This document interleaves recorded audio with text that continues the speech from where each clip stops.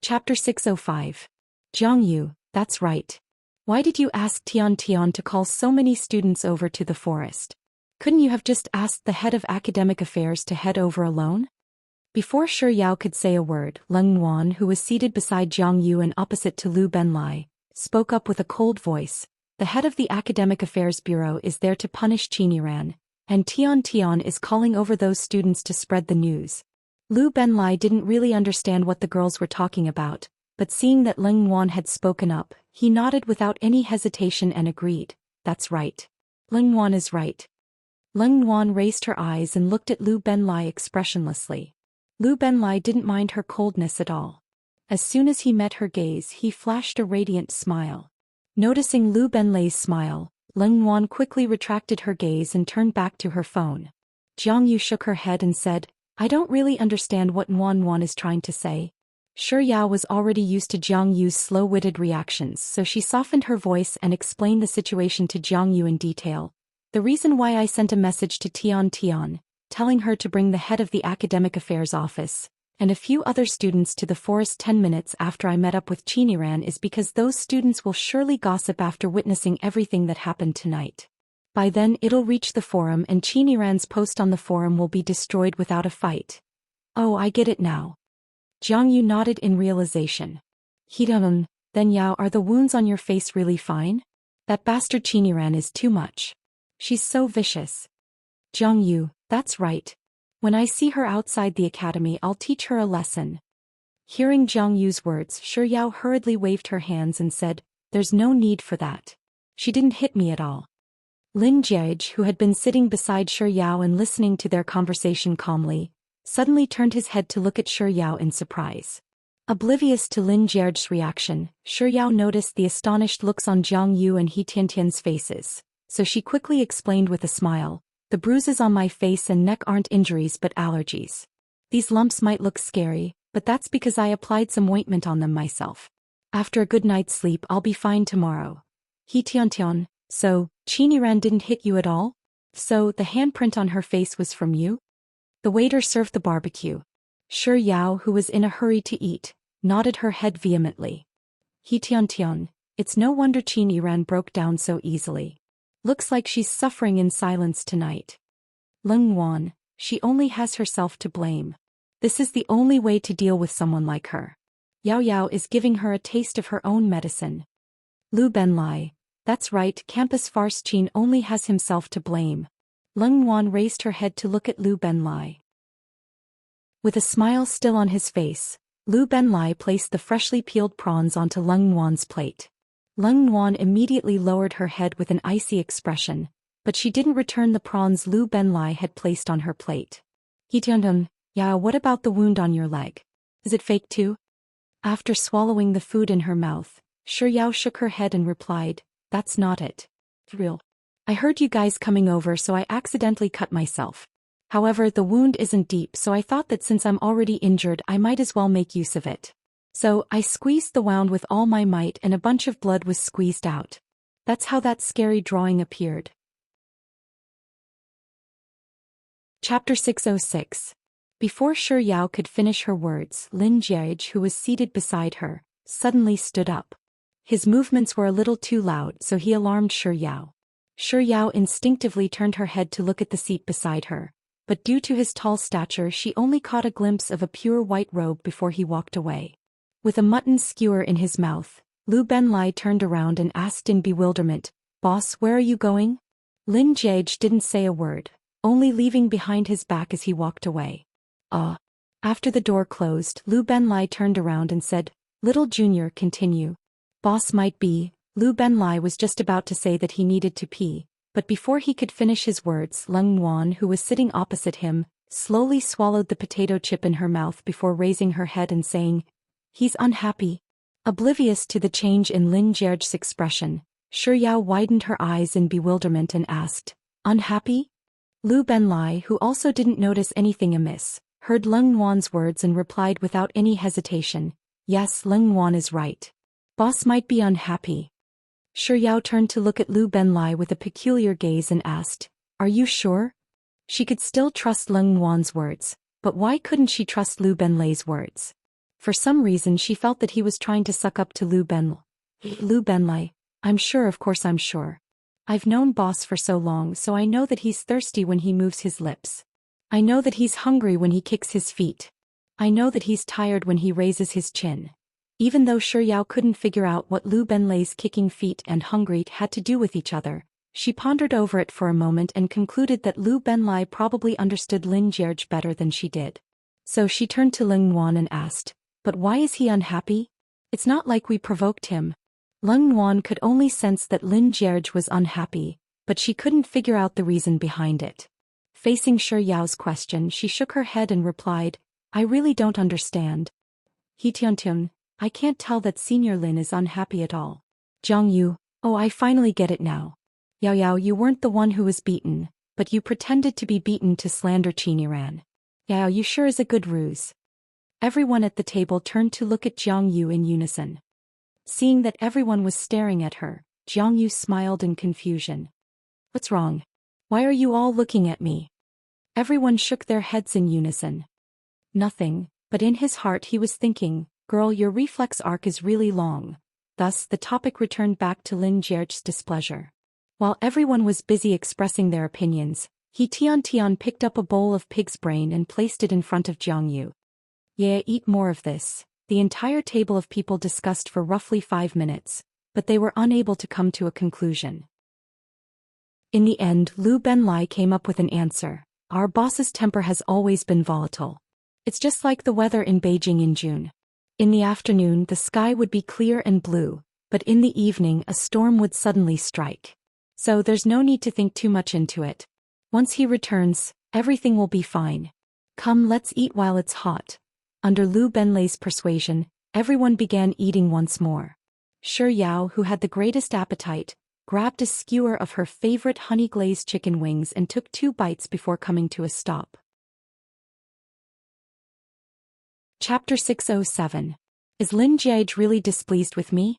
Then why on earth was he unhappy? Also, why isn't he back yet? Shi Yao tilted her head and stared at Lin Jierge's empty seat for a moment before turning her head back to take a bite of a chicken wing. Usually when it came to food she wouldn't be in the mood to think about anything else. But this time, after chewing on the chicken wing for a while, she stared at the table full of people chatting merrily for a moment before putting down the chicken wing. She took out her phone and sent a message to Lin Jierge. Where did you go? Roughly half a minute later her phone vibrated in her hand. Lin Jierge had replied to her message.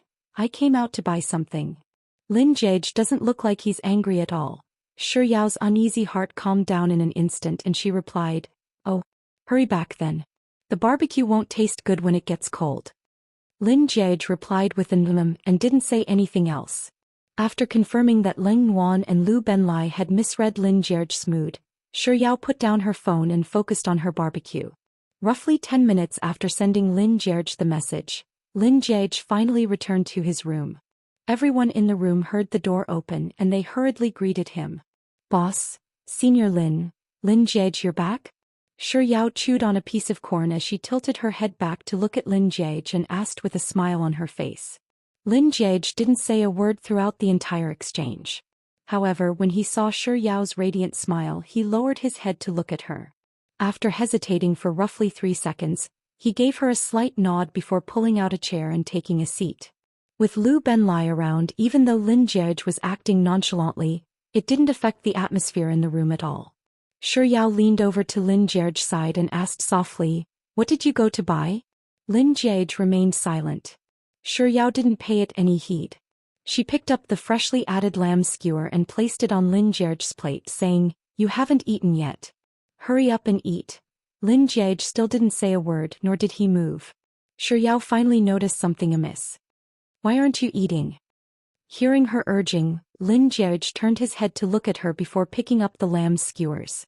Shi Yao didn't say a word, but she could sense that Lin Jierge was truly unhappy. Leng Nuan and Lu Benlai weren't mistaken about his emotions. Shi Yao was tempted to ask Lin Jierge what he was unhappy about, but the two of them weren't the only ones in the room. The others were still in the midst of chatting with one another, and her sudden question would only spoil the mood of the group. So, after a moment of contemplation, Shi Yao chose to remain silent. No one was drinking. They were just eating. Not long after it was time to leave. While Lin Jiege and Shi Yao returned home, the others returned to the academy. As it was nearing 11, the doors to the dormitory were going to be locked soon. So at 10:50 Lu Benlai left with Leng Wan, Jiang Yu and He Tian. Soon only Shi Yao and Lin Jiege were left in the suite. Lin Jiege had been silent for the entire night, so the entire suite was eerily silent.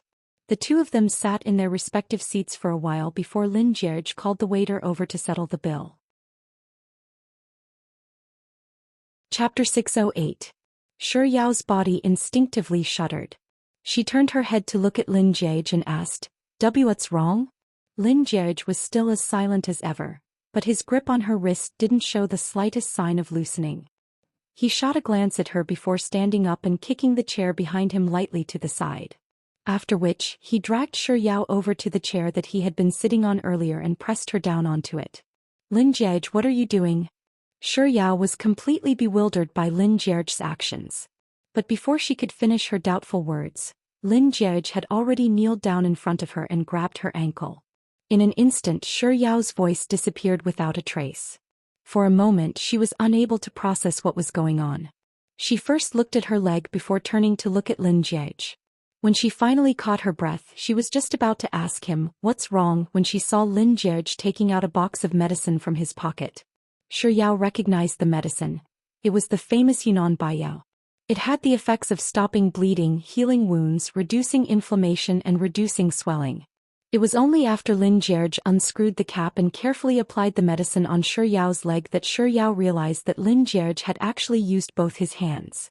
Without any hesitation she exclaimed, "We haven't checked your right hand yet, so why did you?" Before she could finish her words, Lin Jiege had already raised his head to look at her and said, "It's fine." Seemingly noticing her displeasure, he was afraid that she would continue pestering him over this matter, so he paused for 3 seconds before adding, "It's fine as long as you don't use too much strength." Shi Yao wanted to object, but this time, before her words could even reach her throat, she was stifled once more. The suite fell silent once more. Shi Yao stared at Lin Jiege's hand for a moment, and the more she looked at it, the more familiar it seemed to her. It was as if she had seen it somewhere before. But before she could figure out where this familiar feeling came from, Lin Jiege had already finished applying the medicine on her wound. Shi Yao stared at the band-aid on her shallow wound for a moment before a thought suddenly came to her mind. She raised her head and asked, "Back then you said that you went out to buy something. Did you go out to buy medicine?" Lin Jiege didn't say a word. He only replied with a very faint, before standing up and patting the dust off his knees. Then he turned to Shi Yao and said, "Let's go." Without saying a word, Shi Yao followed Lin Jiege out of the suite. After exiting the barbecue restaurant, it was a pedestrian street. During the day the streets were filled with people, but because it was late, it was especially quiet. Shi Yao and Lin Jiege walked to the side of the road one after another. After walking for around 100 meters, Shi Yao raised her head and glanced at Lin Jiege's back. At that time he had gone out to buy medicine. Before he left, she had proudly told them about the wound on her leg. Then could it be that he was unhappy because of what she had said? But why was he unhappy? A slight frown appeared on Shi Yao's forehead. She pondered for a moment before coming to a realization. Shi Yao hesitated for a moment before hastening her footsteps to catch up to Lin Jiege. When they were standing side by side, she broke the silence and asked, "Are you angry? And you're angry at me?" Lin Jiege was stunned for a moment, but he still didn't say a word. Chapter 609. Had it been in the past, Shi Yao wouldn't have dared to be so confident. But at this moment she had no idea where her confidence came from, but she was so certain of it.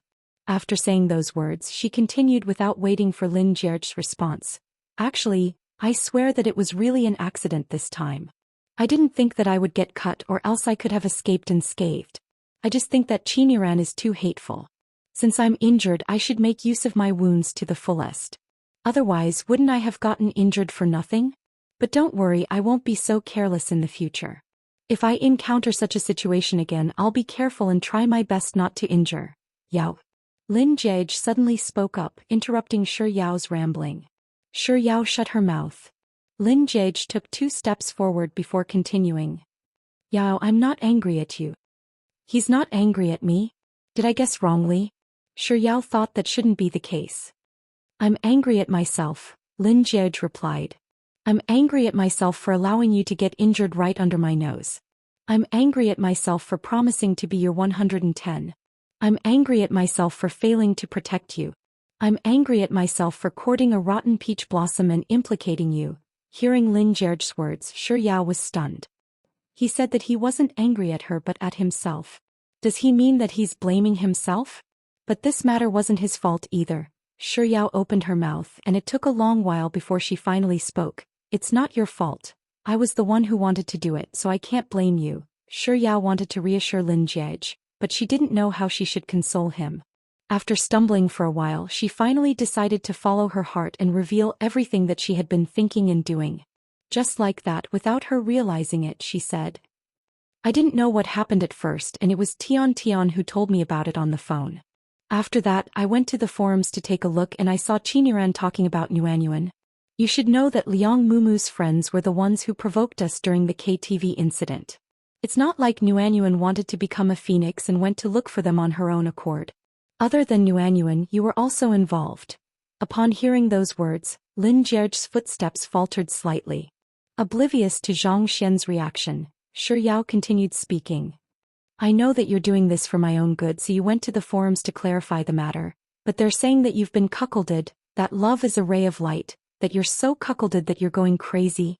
The person who said those words is probably the one who's been cuckolded. His entire family has been cuckolded. So, the reason why Soft Bun went to look for Qiniran so angrily wasn't because she had been slandered by Qiniran, but because of him. As for the girl that Lu Benlai likes, she's probably just a passing fella. Hearing those words, the indescribable stifling feeling in Lin Jie's heart dissipated in an instant, and in its place was an indescribable delight. Oh, it was ecstasy. Speaking of the forum, Shi Yao couldn't help but feel a little angry. Don't you think that those spectators are really going overboard? It's as if they're just here to watch a show, and they're already ridiculing and criticizing Zhang Xian indiscriminately. Chapter 610. In their eyes, is it because they don't have that much money that others won't be able to do what they can't do? Also, do you think that you can show a property ownership certificate to anyone? There's personal information on it.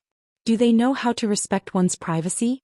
Do you know that the person who asked you to show your property ownership certificate is just like an author I saw on Weibo? Someone said that her age wasn't what it was advertised to the public, and she insisted on showing her identity certificate to clarify the matter. Do you think that person is a lunatic? They want to control the heavens, the earth, and even others? Do they know that the greatest success they can achieve is to control themselves?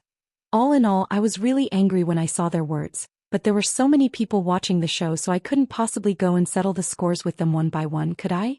That's why I blamed all of this on Qiniran. Since she was the one who started the matter, it goes without saying that she should be the one to clarify the matter. However, even though Qiniran is feeling good about it, I'm still a little angry at those people on the forum. I haven't even seen your property ownership certificate before, so what right do they have to show it to the public? Also money. I don't even know how much money you have, so how could they possibly know about it? Shi Yao muttered to herself for a very, very long time. By the time she was done, she realized that she hadn't received any response from Lin Jie despite asking right several times. She subconsciously turned around to look at Lin Jie, but before she could see his expression, Lin Jie suddenly passed his phone screen to her and said, "This is my current savings." The page on Lin Jie's phone screen was the bank page. The long string of numbers on the screen left Shi Yao's head in a daze. She had to look at the screen and count a few times before she realized that there were 9 digits in his bank account, and if she included the decimal point it would be 11 digits. There were simply too many numbers and Shi Yao couldn't make sense of what they meant. She silently counted with her fingers, and it was only then that she realized that there were more than 100 million in his bank account. What insane savings! Other than that, there's also... After saying those words, Lin Jie tapped on the screen a few times, and another page appeared before Shi Yao. These are the wealth management funds that I bought and the approximate amount is here. Also, these are the stocks. The stock market hasn't been doing too well recently, so I haven't been earning as much as before. I have 3 houses. One is a villa in the suburbs. It will only be finished by the end of this year. The other one is where you live now. The last one is an office building. As for the property certificates, they are all in the safe at home. It's in the study. You've seen it before. The password is 888,888.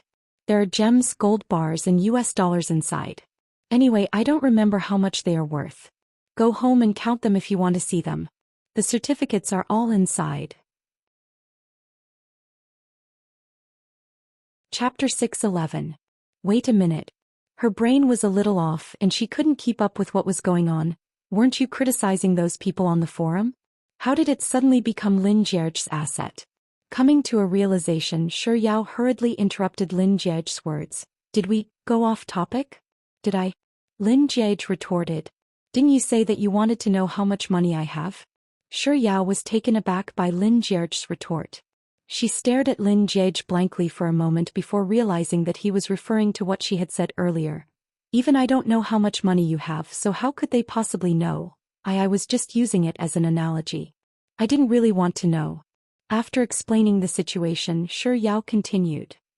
But now that I know, I can no longer look you in the eye, Lin Jie replied with a perplexed hm. With a serious look on her face, Shi Yao said, with that insane amount of savings, do you know that when I look at you now I feel as if you're ice cream, fruit, chocolate, milk, Western food, Chinese food, pasta. As long as it's edible you're automatically switching between it. Lin Jie. He was rendered speechless.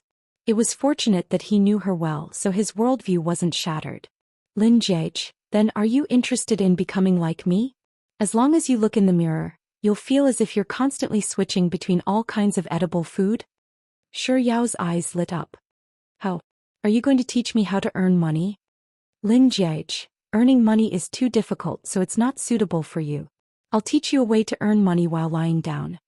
What do you mean by earning money is too difficult so it's not suitable for you? Shi Yao could vaguely hear that she was being looked down upon, and her lips twitched. However, she still asked with interest, what is it? Marry me. Lin Jie replied nonchalantly. Shi Yao staggered and she nearly fell to the ground. I'm serious. If you marry me, we'll be able to obtain 35% of grandfather's shares. Compared to the market value of grandfather's shares, this bit of money I have is nothing at all. We can split the shares 50-50, and if you think that you're on the losing end, how about 40-60? I'll take 40 and you take 60. If that doesn't work, 30-70 and I'll take 30 and you take 70. Frightened, Shi Yao hurriedly waved her hands and said, You can't joke around like that. This isn't a joke. Even if it's a joke that can become real. Lin Jie was still as relaxed as ever, and there was a hint of nonchalance in his tone. However, Shi Yao's heartbeat somehow quickened upon hearing those words. Even if she was a little slow on the uptake at times, she knew that Lin Jie was actually being serious behind his nonchalance. Think about it, a single drop of blood can only be replenished with 7 buns. You're more or less part of the reason why I'm going to settle the score with Qin Yiran tonight. So, you have to take responsibility for the blood that I've lost. I don't care, you have to treat me to delicacies to replenish the blood that I've lost. As she spoke, she began to list the dishes she wanted to eat. I want to eat spicy fish, boiled pork slices, crab roe tofu. Lin Jie didn't say a word, but he could tell that she was trying to avoid it. His expression didn't change much, but a hint of darkness flashed across the depths of his eyes. Chapter 6:12. I want more. Braised lion's head, abalone, sea cucumber. Just as Shi Yao was going through the names of countless dishes, the silent Lin Jie suddenly spoke up. Yao. I'm sorry. Lin Jie's words came too abruptly. It was as if someone had sealed Shi Yao's acupoints. Her footsteps abruptly came to a halt, and even the soft and crisp voice she had been trying to muster up had gone silent. Lin Jie also stopped walking after Shi Yao. He stared at the empty road in front of him for a moment before slowly turning around to look at Shi Yao. Yao, I'm sorry. Shi Yao snapped out of her daze and slowly turned around to meet Lin Jie's eyes. There was confusion and bewilderment on her face, but even more than that there was shock and astonishment. Meeting her gaze, Lin Jie didn't remain silent for too long this time. He quickly added, I'm sorry, Yao. His tone was very earnest and sincere, as if he was making an important vow, solemn and solemn. Shi Yao opened her mouth. Why did you? She only managed to say those 4 words before she suddenly stopped. However, he seemed to understand what she wanted to ask. He stared straight into her eyes as he silently went through the words he wanted to say in his heart. Then with a soft and gentle voice he said, when I first heard of your name I was 16 years old. I was in my 2nd year of high school. Back then my drawer was filled with love letters of all colors. But I really wasn't interested in girls. Back then I thought that playing games or kicking a ball around with a male classmate was much more interesting than playing with girls. I still remember the day when the midterm exams ended. The test paper was rather difficult. I was the only one in the entire school to get a perfect score in both comprehensive science and mathematics, and I was even 30 points ahead of the 2nd place, so I felt a sense of superiority. Back then I didn't know how to flaunt my results, but I didn't want my family to know about it. So before I entered the house I unzipped my bag and revealed half of my paper. I thought that if I tossed my bag onto the sofa the paper would surely fall out and no matter who saw it, it would surely spread like wildfire. But Lin Jiage lowered his head slightly as a smile crept onto his face, reminiscent of the scheming he had done in the past. Things didn't go as I wished. Not only did I fail to flaunt my results, my grandfather even called me into the study. He sternly pointed at you and your parents who were at our house back then and said, let me introduce you. Jiage, this is your fiancé Shi Yao. How should I put this feeling then? It's just that I really found it ridiculous. I don't have much interest in girls, but I don't intend to be a monk for the rest of my life either. I think that this is a matter of fate, so I really couldn't accept it back then. As you can see, I rejected him right in front of you and your parents. Chapter 6:13. Later on I tried to rebel against my grandfather. I tried all sorts of methods, jumping off a building, going on a hunger strike, running away from home. I tried everything but it was all useless. My grandfather didn't fall for my tricks at all. Back then I really felt despair. For some inexplicable reason I had a fiancé. It was embarrassing and infuriating. That led to the scene where I called you to our backyard and spat so many harsh words at you. How should I put this? I really didn't know that the 2 of us would end up like this. If I had known that things would end up like this, I would have never said so many harsh words to you. If time could be reversed, if the heavens were to give me another chance, if I could really return to that autumn, if I were to return to my grandfather's study when I returned home, and he pointed to you and said, Jiage, this is your fiancé Shi Yao, I would have replied with, nice to meet you Shi Yao. It's our first time meeting and I look forward to meeting you. In the beginning he really didn't think that he would like her.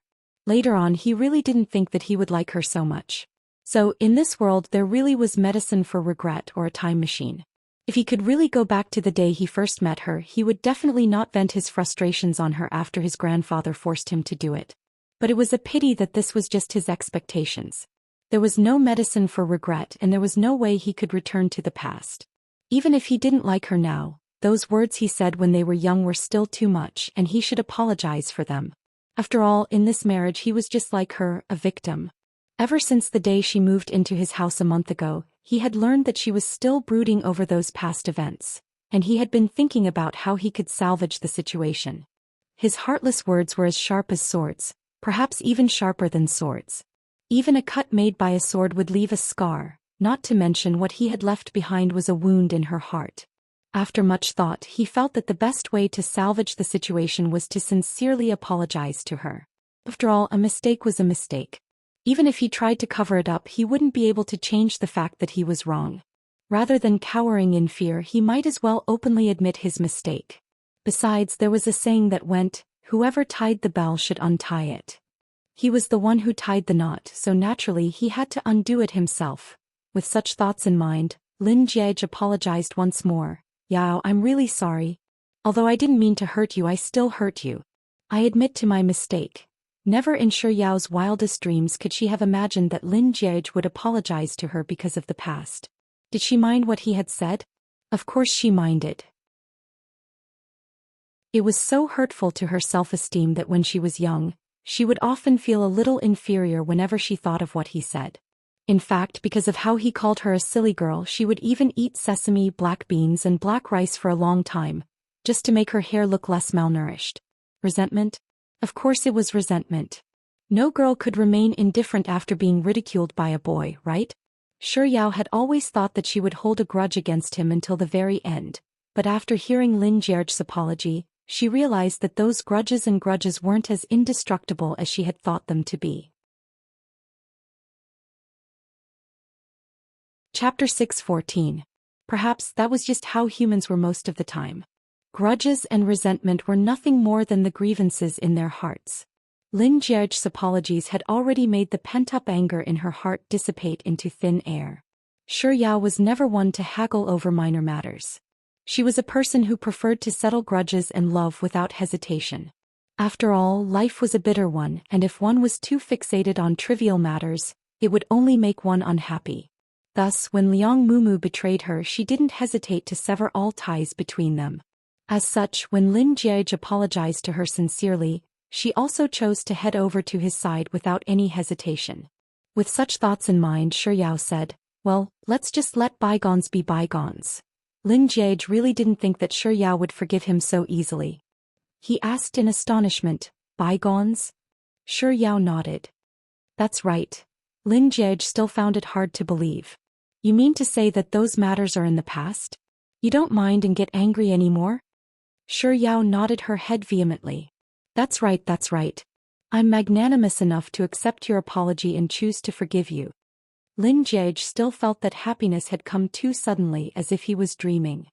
He pinched himself, and when he felt a bone-piercing pain, he suppressed his joy and asked, "Are you really able to stop being angry and not mind it anymore?"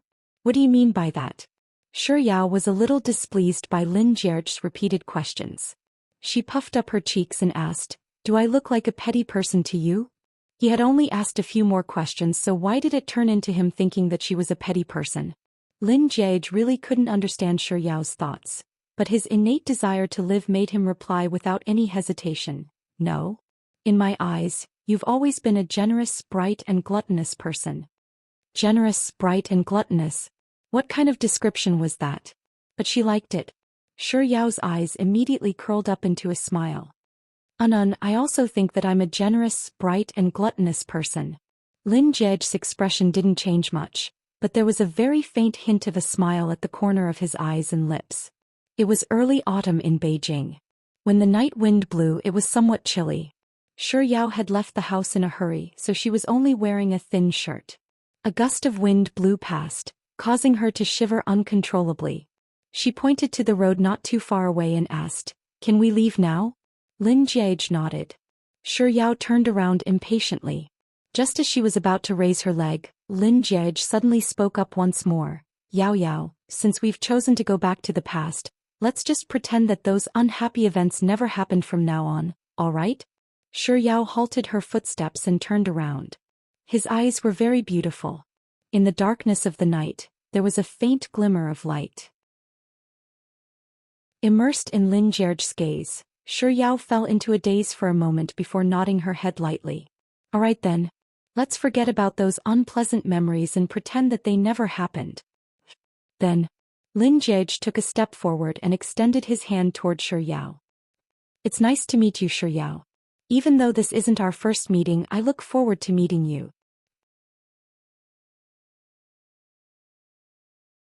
Chapter 6:15. If there was something in this world that could spread faster than the speed of light, Sure Yao thought that it must be gossip. She thought that the events that happened tonight would only spread on the school forum the next day. But little did she expect that by the time she returned to Lin Jie's house, she would be lying on her bed after a shower, and the forum had already exploded. Those who had been called over by He Tian had secretly recorded a video of the incident and posted it on the school forum. In an instant, those who were criticizing her and Lin Jie had all sided with Qiniran. Sure Yao was already very sleepy, but she still suppressed her sleepiness and scrolled through the school forum to take a look at how badly Qiniran was being criticized. There were quite a few who were criticizing Qiniran, but as Sure Yao looked around, she realized that there were even more who were praising Lin Jie. "I told you my Adonis won't be cuckolded. That person who said that my Adonis is cuckolded, please step forward." "So, my husband really bought a house in a place where every inch of land is worth its weight in gold?" Previous poster, please watch your words. Your so-called husband is actually Sure Yao's fiancé, and a fiancé to boot. Furthermore, he's already living with her. Who knows, they might even have a baby next year. By the time Shi Yao graduates from university, the baby might already be old enough to be a housekeeper. Shi Yao was still gleeful when she saw the first sentence. Not only did Lin Jierge buy a house in a place where every inch of land is worth its weight in gold, he even owned a villa of more than 1,000 square meters in the suburbs, an office building at Second Ring Road, a 9-digit savings account and many funds and stocks. Not only that, she even knew the passwords to Lin Jierge's bank card and safety deposit box. However, upon seeing the final sentence, Shi Yao nearly choked on the milk she was drinking. The most she could accept was that he was going to be her fiancé. As for the part about him having a baby next year, that was pure bullsh*t. Of course, the part about her graduating from university and having a baby was the most bullsh*t of all.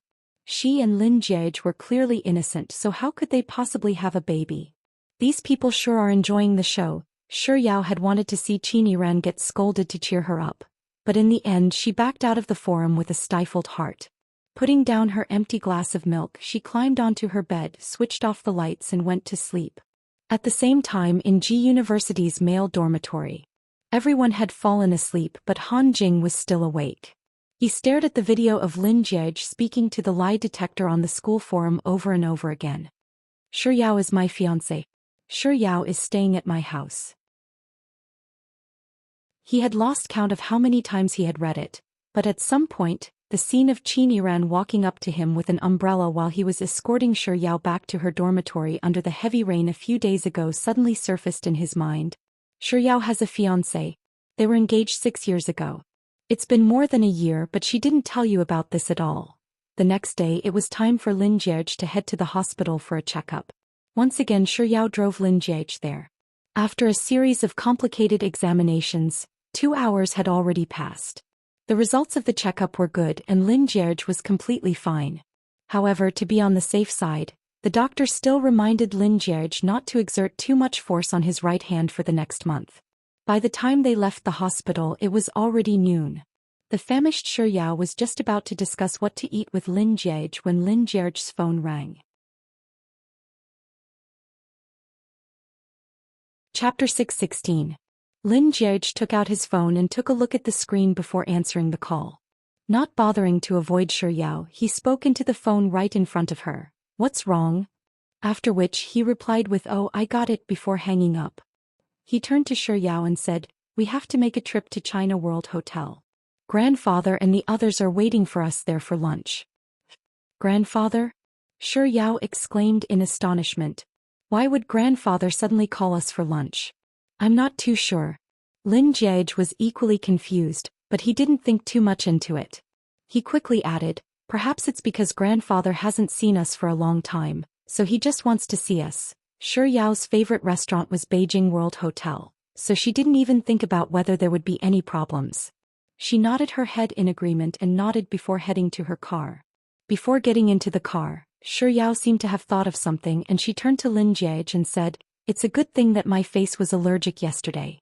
If it was today, grandfather Lin would surely ask me non-stop. What's more, I'm wearing a long dress today. If grandfather Lin were to see the wound on my leg, he would surely grumble about it for a long time." Noticing the look on Shi Yao's face as if she had struck the jackpot, Lin Jierge's expression softened a little. Without saying a word, he opened the car door for her. After she was seated, he walked around the front of the car and got in. After fastening their seatbelts, he stepped on the accelerator and drove to China World Hotel. The hospital wasn't too far away from China World Hotel, so it only took them 20 minutes to reach their destination.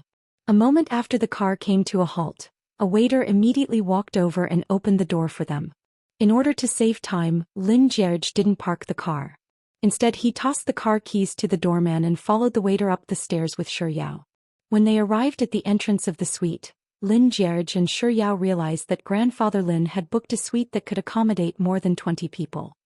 Did grandfather call for someone else for lunch? Shi Yao chased after Lin Jierge and asked the question in her mind. At that moment the door to the suite was pushed open by the waiter. Without waiting for Lin Jierge to speak, Shi Yao raised her head and looked into the compartment. In the massive room, other than Grandpa Lin and Auntie Sun, Lin Jierge's parents, aunt, uncle and sis Joy were also there. Other than that, Shi Yao's parents, aunt and son Shi Yao's cousin Gu Nanqiang were also present. What was going on? Why are the elders of the two families here? In a daze, Shi Yao turned to look at Lin Jie, who was standing beside her. Just like her, Lin Jie also had a perplexed look on his face. However, compared to Luo Ruoxin, whose thoughts were written all over her face, his expression was still relatively calm. Jie Xiaoyao, you're here? The one who spoke up was Lin Jie's aunt Lin Gunan. Seeing that the two of them were still standing at the entrance, she gestured to the remaining 2 seats at the table and urged them, "Come in and take a seat. What are you standing at the entrance for?" Shi Yao and Lin Jie entered the suite one after another. Lin Jie simply greeted Shi Yao's parents, aunt and Gu Nanqiang politely. Chapter 6:17. After Shi Yao was done with her greetings, she discreetly asked Gu Nanqiang, "Why are you all here too?" Gu Nanqiang, who was in the midst of playing his game, raised his head and replied to Lin Jie with a brother-in-law. After which, without even sparing Shi Yao a glance, he continued playing his game as he replied, "How would I know? I went to your place with my mom, but before my butt could even touch the sofa I was already called here, Shi Yao. I knew that people who handed in blank papers for exams were unreliable. Shi Yao, why didn't you hand in blank papers during the college entrance examination too?" Gu Nanqiang shot a sideways glance at Shi Yao and replied, "You were the one who told me not to, Shi Yao." She really did warn him that if he dared to hand in blank papers for the college entrance examination, she'd make him spend every day and night with his papers. Rendered speechless by Gu Nanqiang's words, Shi Yao ignored him and walked past him. She turned to Lin Jie and asked softly, "Sis Jie, what's going on today?" Right after Shi Yao finished her words, Grandpa Lin spoke up, "All right, everyone is here. Auntie Sun, get the waiters to serve the dishes. As for me, I'll talk about the main reason why I gathered everyone here today." Out of respect, Shi Yao didn't continue speaking to Lin Jie. Instead, she straightened her back and looked at Grandpa Lin. As if he had just received a joyous occasion, Grandpa Lin chuckled and continued, "Before Yao Yao and Jierge were born, Yao Yao's grandfather and I had already decided on their marriage. Later on, I got separated from Yao Yao's grandfather and we never contacted each other. It was only 6 years ago that we met again, and it was also around that time that Yao Yao and Jierge's marriage was officially decided. I believe that everyone should be aware of the situation now, so I won't elaborate any further. I'll just get to the main point." As Grandpa Lin spoke, he turned to Shi Yao's parents and said, "Actually, Yao Yao is still young and I was thinking of giving her a few more years of freedom. However, these 2 children have been living together behind our backs for a month now." Hearing those words, Shi Yao finally understood the purpose of this meal. So, the reason why Grandpa Lin gathered everyone here was to force them into a marriage? And this table full of people was simply a group of people trying to force her to marry. Right after Grandpa Lin said those words, Lin Jie's mother, Jiang Wangge, frowned and said, "A month? How long has it been?" "Old Master Lin, isn't that so?" Lin Jie's aunt Lin Gunan, who knows, he might even have a child. Hearing those words, Shi Yao's heart skipped a beat. What was going on? Why was it that overnight, whether it was on the school forum or even during a meal, everyone was talking about her having a baby? Old Mr. Lin seemed to be very satisfied with Lin Gunan's maybe. He nodded with certainty. "Yes, Gunan is right. So this is a big matter. Whether it's for Yao Yao or the child in Yao Yao's stomach, our family must give an explanation today." Wait. She was a virgin, how could she have a child in her stomach?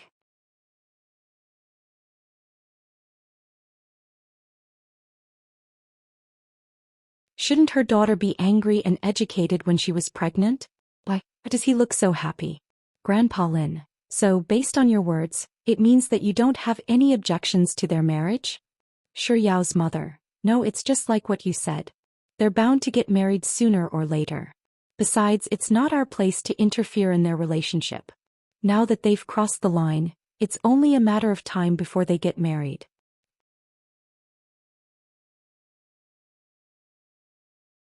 Chapter 6:19. Shi Yao, just what kind of world was this? She had seen people being forced to buy and sell, and she had heard of people being raped, but she was the one who was forced to get pregnant? Shi Yao took a deep breath to stabilize her crumbling heart before replying, But before she could say a single word, Grandpa Lin had already spoken up. Since the in-laws have no objections, shall we settle the matter of Yao Yao and Jier's marriage? Shall we discuss the details of the wedding over dinner and wine? Xia Yang, father-in-law is right. Jiaj is the only successor of the Lin clan, and this marriage is a huge matter for the Lin clan.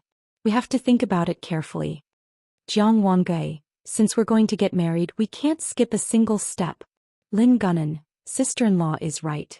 We have to go to the Lin clan to propose, present the betrothal gifts, get engaged, take the wedding photos and hold the wedding ceremony. We can't skip a single step. Shi Yao's aunt, Big Sis Nan is right. We can't skip a single step, but Yao Yao's already pregnant. She won't look good in a wedding dress. Shi Yao's mother. That's why we have to hurry. If we don't hurry, I'll have to prepare Yao Yao's dowry as soon as possible. Lin Gubei. Although I don't advocate superstition, there are still some customs that need to be followed for good luck. Therefore, on the auspicious day we need to find a master to calculate when to get engaged, when to get married, and even when to start the wedding. We need to calculate all of these. Shi Yao's father. I have a friend's father and he's a highly respected master. I'll contact him as soon as we get home. Grandpa Lin, it's too slow. We have to hurry. Shi Yao's father. Yes. Uncle Lin is right. I'll contact him after dinner. Lin Jiai, it just so happens that I'm not that busy these days. I'll take care of the wedding then. By the way, Yao Yao, do you want a Western-style wedding or a Chinese-style wedding? Finally, someone is willing to ask me. Shi Yao, who hadn't been able to say a single word all this while, started praising Lin Jiai from top to bottom 800 times in her heart. Then she moved her lips. However, someone beat her to it and said, I like Chinese-style weddings. We can hold the wedding in Hengdian Studios. We can rent out the Qin Royal Palace. It'll be grand. The one who spoke was Lin Gunan. The one who spoke up next was Shi Yao's mother. But I think a Western-style wedding isn't too bad either.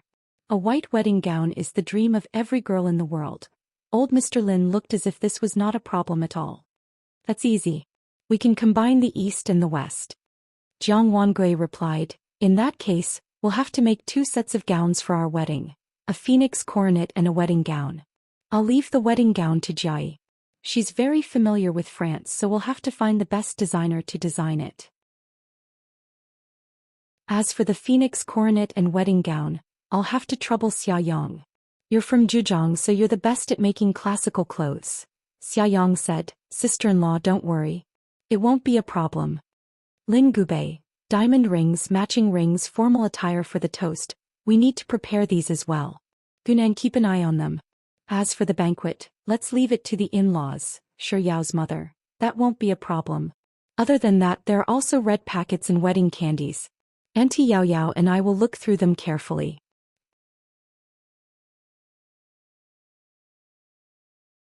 Chapter 620. Shi Yao's favorite dishes were all on the table, but she wasn't in the mood to eat at all.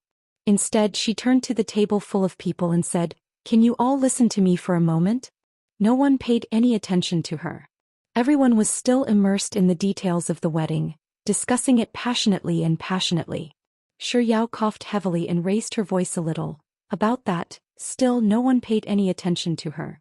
Everyone had already moved from the details of the wedding to the naming of the child in her womb. Lin Gunan, 10 months of pregnancy sounds like a long time, but it's actually a very short period of time. We have to prepare clothes for the baby first. Shi Yao's mother, you're right. Once the baby is born, there'll be a lot of things to do. Confinement, nannies, nursing, and most importantly, the baby's name. Grandpa Lin, we'll have to do it properly. Auntie Sun, remember to get me a Xinhua dictionary later on. I'll spend the entire night studying it. Shi Yao. I'm so angry, but I still have to maintain a smile before so many elders. Shi Yao took a deep breath, and then another deep breath before saying, there won't be a baby. Grandpa Lin, many young people think that it's impossible for them to have a baby. But 2 months later, when their period is delayed, a human life is born. Lin Gunan, that's right. Yaya, we mustn't learn from other girls. We have to give birth to the baby once we're pregnant. Shi Yao's aunt, Yao, I'm telling you, abortion isn't good for your body. You shouldn't go through with it. Besides, this is a human life we're talking about. If you kill a life, you'll incur the wrath of the heavens and lose your blessings. Shi Yao.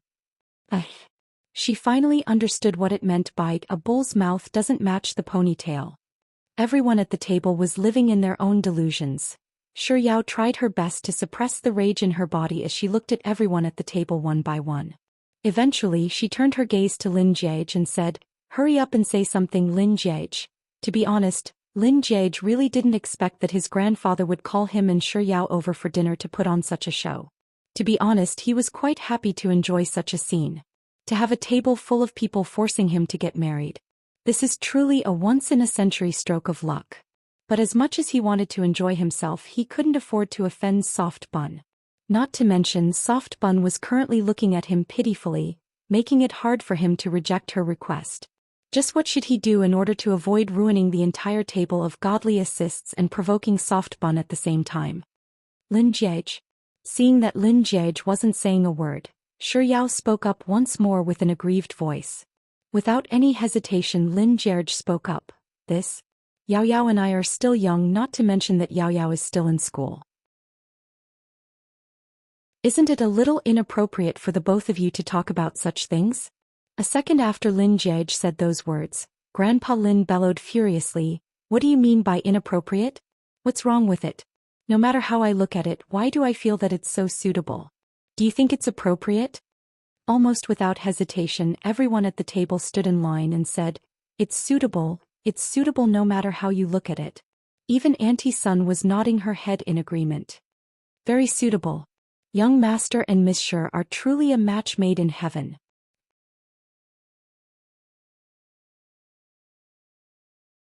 Chapter 621. I also think that it's suitable, but I can't afford to offend Soft Bun. However, if I were to reject him once more and act hesitant, my grandfather would surely think that I'm unwilling to marry Soft Bun. By then, my grandfather would surely fly into a rage at me and Soft Bun wouldn't be able to blame me. With this thought in mind, Lin Jiege spoke up once more. It's not a matter of whether it's suitable or not. He intentionally paused for a moment before continuing. It's just that I think that Yao Yao might be a little unsociable in the academy after getting married all of a sudden. Before Lin Jiege could finish his sentence, Grandpa Lin had already tossed the chopsticks in his hand onto the table. Glaring at Lin Jiege, he bellowed furiously, "Brat, don't think that I'm a fool just because I'm old. Let me tell you, I know exactly what you're up to. Do you think that I'll be fooled just because your words sound as good as a song? You keep saying that you won't leave Yao Yao's side, but on the surface, you're just using her as a shield, aren't you?" "Grandfather, what are you talking about? How could I possibly use Yao Yao as a shield?" Lin Jiege knew his grandfather's personality very well, and he knew that his rejection of their proposal to force him into a marriage had already angered his grandfather. If he were to reject them once more, even if he were to speak the truth, it would only be a cover-up in his grandfather's eyes. So with a sincere look on his face he continued. "Besides, it's impossible for Yao Yao to get pregnant. What do you mean by that?" Grandpa Lin was just about to bring his teacup to his lips when he heard Lin Jiege's words. He immediately flew into a rage and smashed the teacup onto the floor. "What do you mean by impossible for Yao Yao to get pregnant? You're not going to take responsibility just because it's impossible for her to get pregnant?" Lin Gunan, "That's right. Jiege, you're going too far. Yao Yao is a pure lady and she shared a bed with you for an entire month. How can you go back on your word just because you're wearing pants?" "Shared a bed? Going back on your word just because you're wearing pants?" Shi Yao felt as if her head was about to explode. They didn't even take off their pants, so how can you go back on your word just because you're wearing pants? She had lived under the same roof as Lin Jiege for a month, not on the same bed. Old Mr. Lin seemed to agree with Lin Gunan. "Gunan is right. This rebellious brat is simply trying to anger me to death." Lin Gubei hurriedly said, Dad, calm down, don't ruin your health because of this bastard." As Lin Gubei spoke, he called out to Jiang Wangui, "Wife." Jiang Wangui calmly raised her head and shot a cold glance at Lin Jiege. Even though her words were concise, there was an invisible pressure emanating from her. "Jiege, how did your mother educate you?" "Mommy remembers mommy saying that if you dare to do something, you must dare to take responsibility." Xia Yong also spoke up as well, but his words were directed toward Shi Yao's family. "In-laws, please calm down. Jiege is still young and he's still in his rebellious phase. He'll take responsibility. We'll stand up for Yao Yao.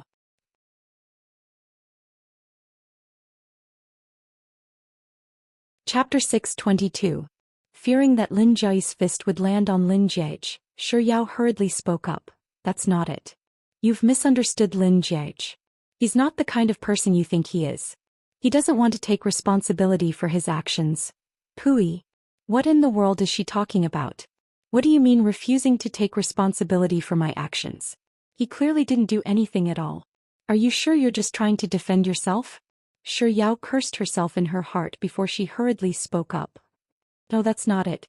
Nothing happened between us at all. Lin Jiage knew that there were some words that no one would get angry or doubt if Shi Yao were to say it out loud. But there were some words that no one would think the same if he were to say it out loud. So when Shi Yao was speaking up to this point, he immediately added on, that's right, it's just like what Yao Yao said. Nothing happened between us at all. Back then I was injured and Yao Yao was worried about leaving me alone, so she stayed at my place for a month to take care of me. It's just that simple. That was all Lin Jiage wanted to say, but in the instant he said those words, a thought suddenly flashed across his mind. He turned to Shi Yao and added, right? Yao Yao? He had intentionally lowered his voice to a whisper, making it seem as if he was making up a bunch of nonsense to threaten Shi Yao into colluding with him to make a confession. Knowing the truth, Shi Yao naturally didn't notice anything amiss with Lin Jiage's words. So after hearing Lin Jiage's question, she immediately nodded her head vehemently and said, that's right, that's right. Back then Lin Jiage was injured, so I went to take care of him. It's just that simple. As for the rest, you're really thinking too much into it. You're really thinking too much into it. Shi Yao was only trying to emphasize that everyone was thinking too much into it, but what she didn't know was that in the eyes of the crowd, it looked as if she was being threatened by Lin Jiage. Before Shi Yao could finish her words, Lin Jiage could already see that his grandfather was already on the verge of exploding. In order to infuriate his grandfather further, he added, see? I'm not the only one who said that Yao Yao wouldn't get pregnant. Even Yao Yao said that you're thinking too much into it. Do you think that I'm blind and didn't see anything? Don't think I don't know what you just said, right? Yao Yao is threatening Yao Yao. Elder Lin's chest was heaving up and down in anger. He pointed at Lin Jiage a few times, seemingly wanting to berate him, but he couldn't think of any words at all. Instead, his face turned red from anger. Seeing this sight, Shi Yao hurriedly said, Grandpa Lin, please calm down. Don't let your anger affect your health. Yao, I know that you feel wronged. Don't worry, Grandpa will definitely avenge you today. Just you wait. As he spoke, Grandpa Lin looked left and right before pointing at his walking stick. Auntie-son, give me the walking stick. I'll beat him to death today. Now you're capable, huh? Actually dare to threaten Yao Yao? Heh. Elder Lin was so angry that he didn't know what else to say. In the end, he glared at Lin Gubei and said, look at the good son you've raised. How can he compare to my son? As he spoke, Grandpa Lin raised his walking stick and swung it at Lin Jiage. Dad, calm down, calm down.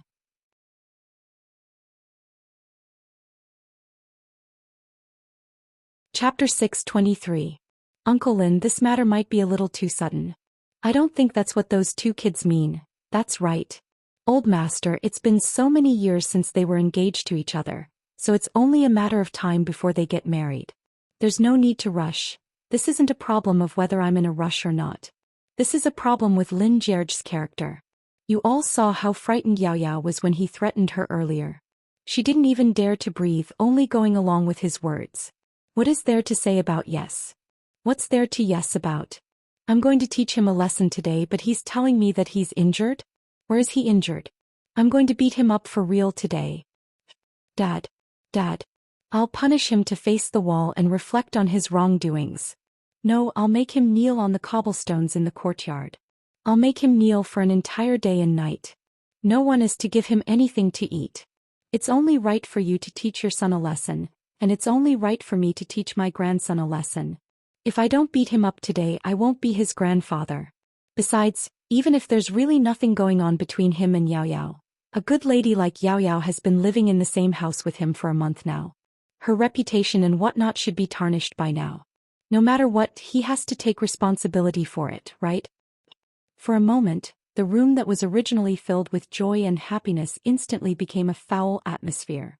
The voices of persuasion and scolding entered Shi Yao's ears, leaving her dizzy. In the end, when she saw Grandpa Lin really swinging his cane at Lin Jiege, she immediately stood in front of Lin Jiege and shouted, "Grandpa Lin, don't hit him." Grandpa Lin quickly stopped his attack and glared at Lin Jiege furiously, "Come at me if you dare.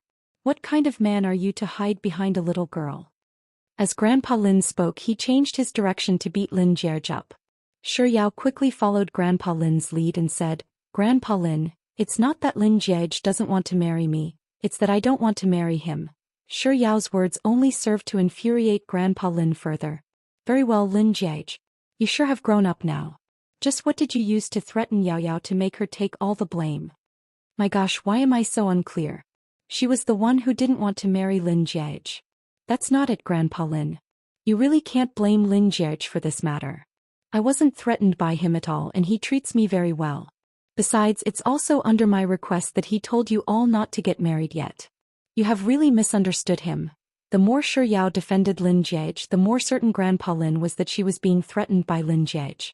This time Grandpa Lin was so furious that he couldn't even speak anymore. He raised his walking stick and smashed it down on Lin Jiege's right arm. "That won't do." Lin Jiege's right arm had just recovered, and the doctor had reminded him to take good care of it in the near future. If the crutch were to strike it, wouldn't Lin Jiege be injured once more? What if he was crippled after getting injured so frequently? But no matter how she explained, Grandpa Lin refused to listen.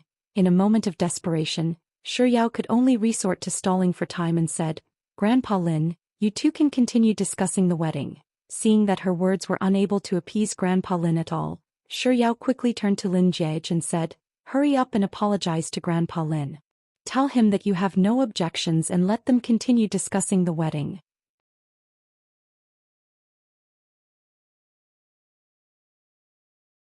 Chapter 624. Lin Jiege shot a glance at Grandpa Lin, and as if in a fit of pique he moved his lips but no words came out. Grandpa Lin grew even more furious. Shi Yao grew even more anxious. "Lin Jiege, hurry up and say it, Lin Jiege." Under Shi Yao's urging, Lin Jiege, who had been itching to say, "I have no objections, and I'll go along with your arrangements from the very start," reluctantly raised his head and said indignantly to Grandpa Lin, "I never said that I don't want to get married. What I've been trying to say all along is that you should respect Yao Yao's choice and respect the truth of the matter." But to Grandpa Lin's ears, his words sounded like he was being unreasonable. Grandpa Lin's face reddened in anger. "That scoundrel. Dad, calm down. Jiege, it's not that I want to lecture you, but you're really too immature. ATM machine, are you tired of living?" "Grandpa Lin, don't get angry. Let me talk to him." As Shi Yao consoled Grandpa Lin along with the others, she discreetly tugged on Lin Jiege's clothes and whispered into his ear, "Hurry up and give in to Grandpa Lin. We can discuss the rest later on. There's no way we can talk about it today. No matter what you say, they won't believe you. If we continue to clash head-on like this and anger Grandpa Lin, it'll be a huge loss for us." Seeing that Lin Jiege wasn't going to say anything, Shi Yao tugged on his sleeves and urged him once more. "Lin Jiege, hurry up." Perhaps it was out of anxiety, but a thin layer of sweat had already formed on the tip of Shi Yao's nose.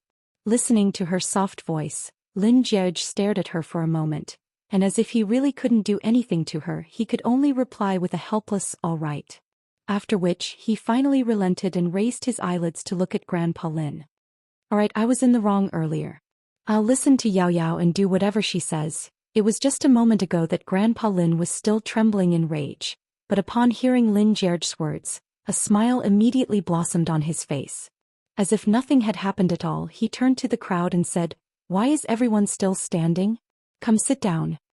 Under Auntie Sun's support, Grandpa Lin was the first to take a seat, and the others quickly followed suit. "The food should be eaten while it's hot," Old Master Lin said as he picked up his chopsticks.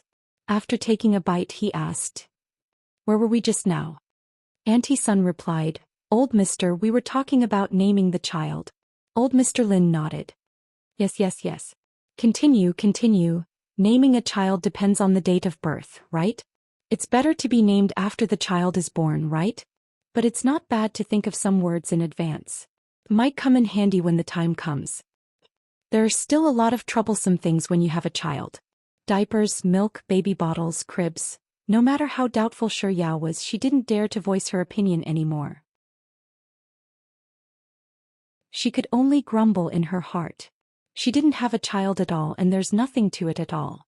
You guys are way too imaginative. As she picked up her chopsticks, she vented her frustrations on her food to her heart's content.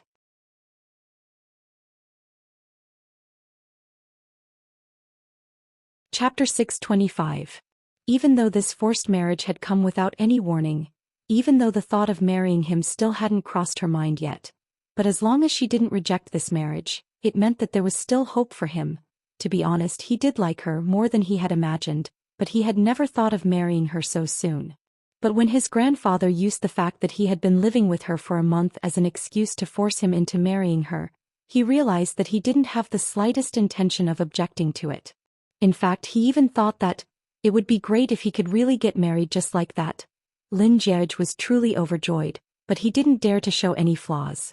So he tried his best to control the emotions on his face, trying his best to appear as calm as possible. Calmly, he picked up his chopsticks and picked up one of Shi Yao's favorite dishes before placing it into her bowl. The meal lasted for 4 whole hours, and by the time it was over, it was already 3:30 p.m. It had been a long time since Shi Yao had returned home. As the next day was the long National Day holiday, she left together with her parents, aunt and Gu Nanqiang. Initially, they had booked a chauffeur from the Lin family to send Shi Yao and her family home, but for some reason Grandpa Lin requested for a chauffeur at the last minute and had Lin Jiej drive Shi Yao and her family home instead. After Lin Jiej drove Shi Yao and her family out of the Beijing World Hotel, Grandpa Lin didn't linger for long and immediately left. Auntie Sun left together with Grandpa Lin. While they were in the car, Auntie Sun recalled that the marriage between Lin Jiej and Shi Yao had been decided, so she turned to Grandpa Lin and said in delight, "Old mister, congratulations. Miss Shi is going to become your real granddaughter-in-law." Hearing those words, not only did Grandpa Lin not beam with joy, his complexion turned cold instead. That brat is really useless." Auntie Sun looked at Grandpa Lin in confusion and asked, "Old mister, what do you mean by that? Shouldn't you be happy?" Auntie Sun, you sure are a fool over the years. I was happy during the meal, but it was all an act." As old Mr. Lin spoke, he snorted coldly. "You people are still too young. Fortunately, I reacted quickly. Otherwise, Yao Yao would have left the Lin clan completely." Auntie Sun was even more confused.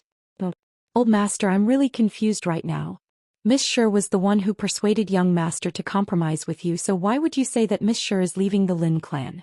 Grandpa Lin shot Auntie Sun a look that said, "It's really tiring to talk to you." After a while he said, "Can't you tell? Now it's not that that brat doesn't want to marry Yao Yao. It's Yao Yao who doesn't want to marry that brat. You say let him do it happily, right? Now you're getting your retribution, right? Your fiancé is about to fly away, right?"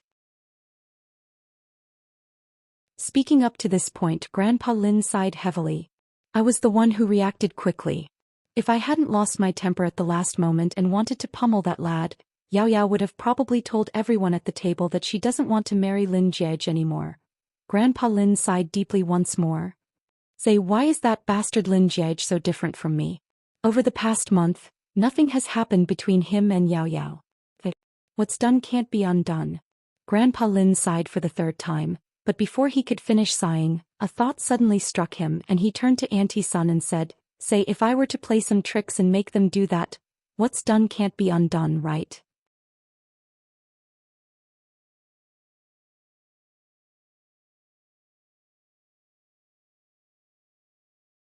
A moment later, a thought suddenly came to her mind and she said, "Right, didn't we agree to go to Chengdu together?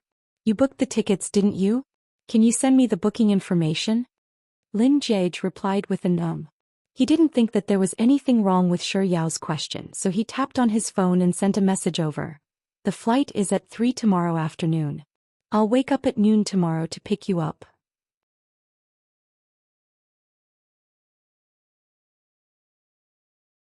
Chapter 627. See you tomorrow. Lin Jiej didn't linger any longer.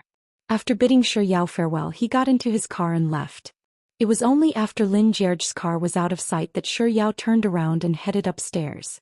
After her shower, Shi Yao was just about to head straight to bed when she saw her phone by the bedside. A thought suddenly came to her mind and she picked up her phone to look at the message Lin Jiej had sent her before he left. After seeing the flight number, she immediately went online to search for the price. After which, she walked over to her study table, took out a small notebook from her bag and made a note on it. The next day before midnight, Lin Jiej arrived at Shi Yao's apartment. As Shi Yao lived in the suburbs, it wasn't too far from the airport. Thus, it took him less than half an hour to reach the airport. After getting her boarding pass, passing through the security check, and arriving at the first-class lounge, it was only 12:30. Shi Yao and Lin Jiej had their lunch in the first-class lounge. Halfway through their lunch, Lin Jiej received a call. From the content of the call, Shi Yao could vaguely tell that it was a business partner of his.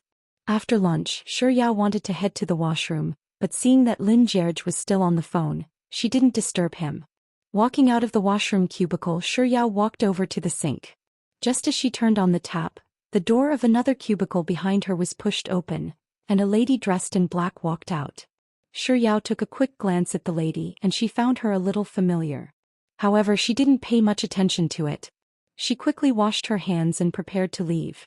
However, in the instant that she turned around, the lady dressed in black happened to pass by her.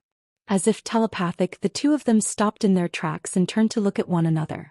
In the instant that their eyes met, a hint of surprise flashed across Shi Yao's eyes. But in just a few short seconds, Shi Yao reined in her emotions, and as if she hadn't seen the other party, she prepared to leave. However, before she could take a step forward, Liang Mumu suddenly reached out to stop her. Shi Yao, it's been a while. Shi Yao glanced at Liang Mumu's hand, which was blocking her way, but she didn't say a word. Liang Mumu then asked, Shi Yao, are you free right now? Without any hesitation, Shi Yao instinctively tossed Liang Mumu the words, I'm busy. As if anticipating her reply, Liang Mumu interjected before she could say anything, I believe that you have a lot of things to say to me, right? I also have a lot to talk to you about. My flight is at 3:30. What about you? What time is it? But it's fine if you don't want to tell me. If you're not in a hurry to fly, let's have a chat. The words that Shi Yao wanted to say froze at the tip of her lips. She pondered for a few seconds before nodding lightly to Liang Mumu, sure. Give me a moment then. After saying those words, Liang Mumu quickly turned on the tap and washed her hands. After which, she whipped out a napkin from her bag and wiped her hands clean before tossing the napkin into the dustbin. After which, she turned to Shi Yao and said, let's go. We'll find a place to talk. Without saying a word, Shi Yao followed Liang Mumu out of the washroom. There were many areas in the VIP lounge, but the massage chair area was completely empty. Liang Mumu casually pointed to it and asked, is that all right? Shi Yao had no objections to that.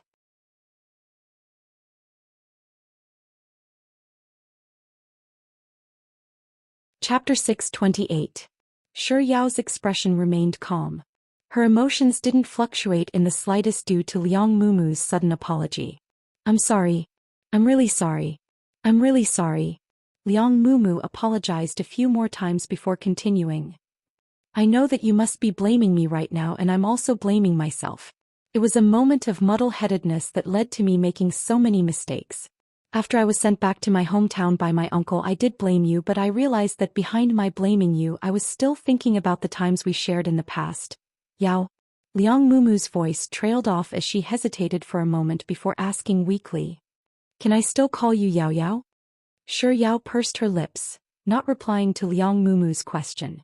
Liang Mumu's eyelids drooped down and a moment later she spoke up in disappointment. Are you unwilling to forgive me even if I apologize? I know that it's hard for you to believe me after what I've done. But Yao, do you know that I was blinded by greed? I really know that I was in the wrong. I shouldn't have. Before she could finish her words, tears began flowing down Liang Mumu's cheeks. I shouldn't have treated you that way. I really regret it. Yao Yao, as long as you're willing to forgive me, I'm willing to do anything for you. If you still harbor any hatred in your heart, you can hit me or scold me. I'll take it all. I just want us to return to how we were before. I know that what I'm saying isn't very trustworthy. When I was in the countryside, I fell seriously ill and nearly lost my life. It was my aunt who found out about it and brought me back. At the brink of death, I realized that what I wanted in the past wasn't what I really wanted. What I have is what I truly care about. I was thinking that I should go out for a walk and adjust my mental state before coming back to apologize to you and beg for your forgiveness. But since I met you today, I thought that Liang Mumu's words were filled with sincerity. However, Shi Yao's thoughts had already drifted far away. Both of them were apologies, but Lin Jie's apology that night had made her feel touched, relieved. Yet, Liang Mumu's apology at this moment made her feel an indescribable disgust. In truth, she didn't want to continue listening, but just as she was about to interrupt Liang Mumu's words, she suddenly recalled something that had happened in the first semester. That day was Mother's Day. She had been drunk by Liang Mumu the night before, and when she woke up the next day, Liang Mumu had brought Jiang Wangui and Lin Jie with her. She knew that Liang Mumu was there to catch her adultery, but she had Jiang Yu prepare in advance and Liang had failed. Liang Mumu had failed. Following which, Liang Jie had told Lin Jie. However, what she didn't know was that Lin Jie had already found out about this matter. That night, Lin Jie used the excuse that she owed him a meal to look for her to treat him to a meal. After the meal, he brought her to a KTV, and his two roommates tried their best to cheer her up. On the way back to the dormitory, he bought a bottle of water, but before he could say anything, he dropped it on the floor and tore his clothes. Actually,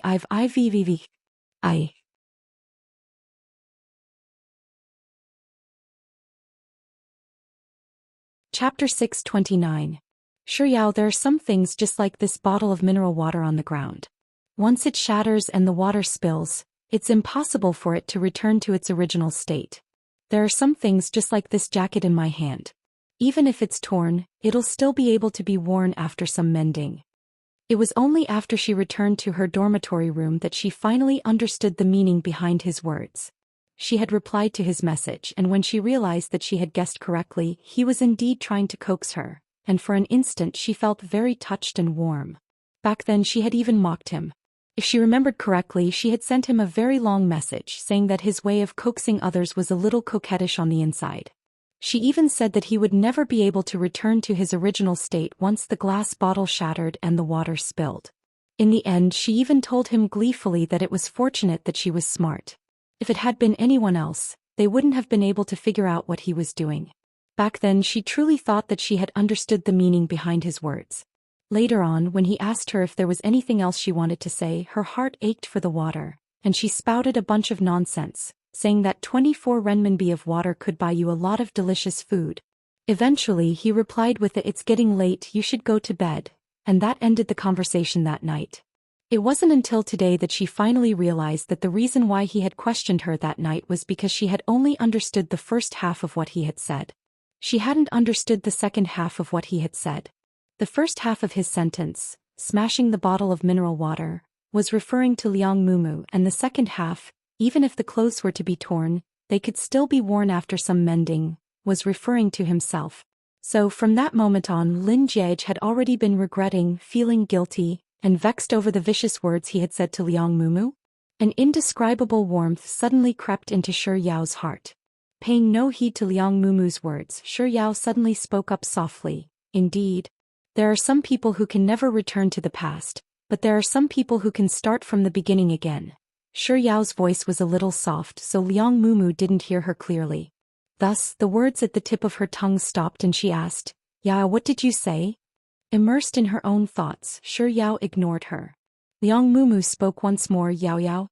Even though she had no idea what Liang Mumu had just said to her, she could roughly guess what it was.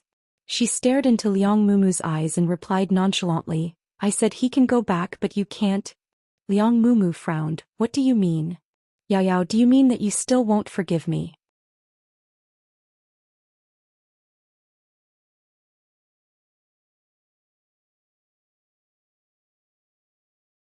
Chapter 630.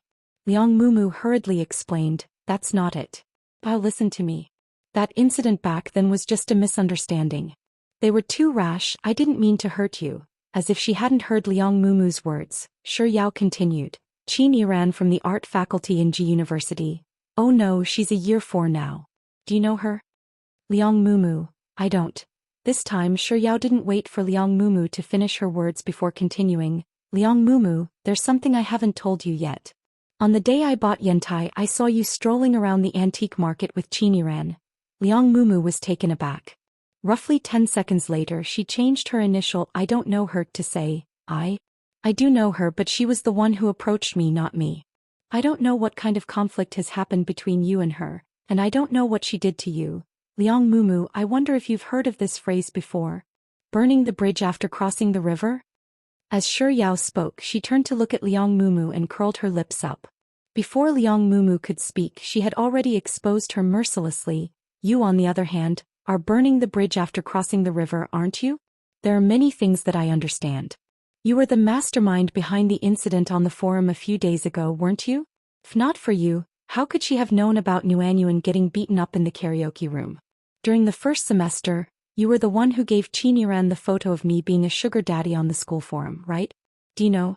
From that moment on, I was already certain that you were the one who was targeting me.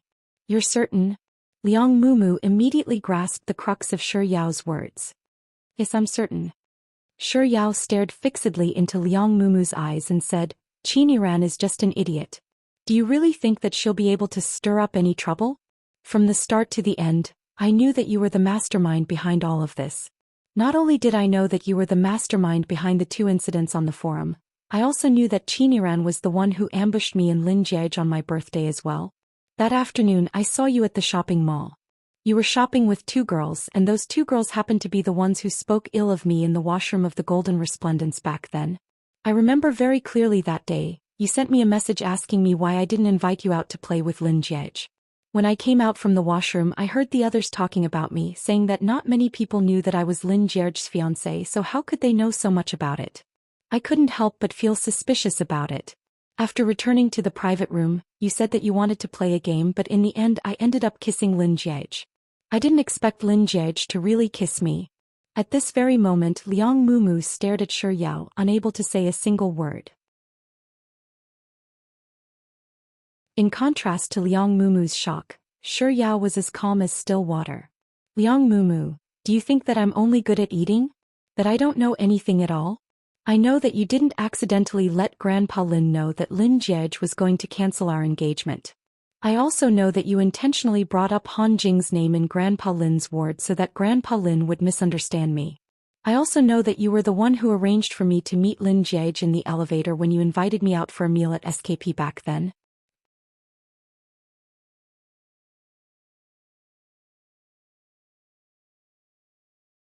Chapter 631. As Shi Yao said those words, Liang Mumu's tear-stained face began to tremble uncontrollably. Shi Yao knew that Liang Mumu had been shocked by her words, and she wasn't able to say anything for the time being. Thus, she maintained her unhurried tone and continued. I also know that from 6 years ago, from the very start, you've never treated me as a friend. So when Liang Mumu apologized so passionately earlier, she must have taken her for a fool once more. 6 years ago, Liang Mumu had pretended to be good friends with her, but in truth she had been lurking by her side, waiting for an opportunity to kill her in a single move. Now that her plan had failed, she was using the excuse of getting back together with Liang Mumu to complain tearfully to her. She must have felt that Lin Jierge was treating her differently from before, so she wanted to make use of her to get closer to him. But it was a pity that Liang Mumu had still underestimated her. She had been foolish once, but that was a mistake that everyone made. However, that didn't mean that she would continue to be foolish like that. So, there's really no need for you to apologize to me. You and I both know what you're thinking behind your apology. Shi Yao lowered her eyelids. It's not like I didn't give you a chance.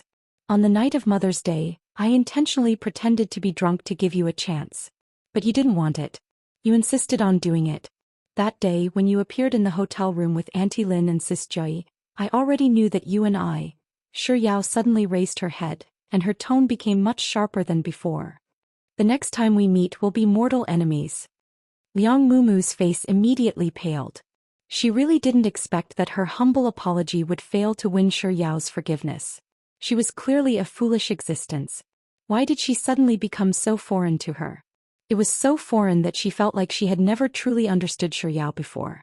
After saying everything that needed to be said, Shi Yao stared at Liang Mumu, who was slowly unraveling her disguise, and she felt that the current Liang Mumu was no longer as disgusting as before. However, this didn't have much to do with her anymore. It was about time for her to leave. With such thoughts in mind, Shi Yao said, "I've said everything that needs to be said. If there's nothing else, I'll be taking my leave." Without waiting for Liang Mumu's response, Shi Yao had already stood up. In Liang Mumu's eyes, her nonchalant and leisurely actions seemed to be filled with mockery. Having failed in her scheme, Liang Mumu was already filled with resentment, and seeing Shi Yao behaving in such a manner only served to further enrage her. "Shi Yao, you were criticizing me earlier, saying that I've been harboring evil intentions whenever I'm by your side. But what about you? Aren't you the same as me? They both have ulterior motives. You keep saying that you don't like Lin Jiej, but what's the truth? Not only did you have a meal with Lin Jiej, you even moved into his house. You even told me that you wanted to annul your engagement with Lin Jiej, but look at it now. Did you break off the engagement? Don't think that I don't know that the Lin clan is already preparing for your marriage to Lin Jiej. You've always been lying to me. You said that I've never been sincere to you, but what about you? Aren't you the same for me? We're each other."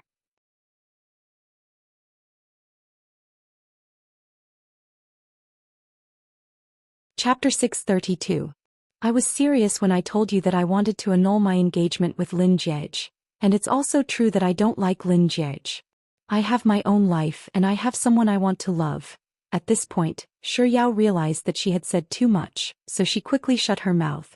A moment later, she lowered her gaze and smiled. "Forget it, there's no point in telling you all this anyway."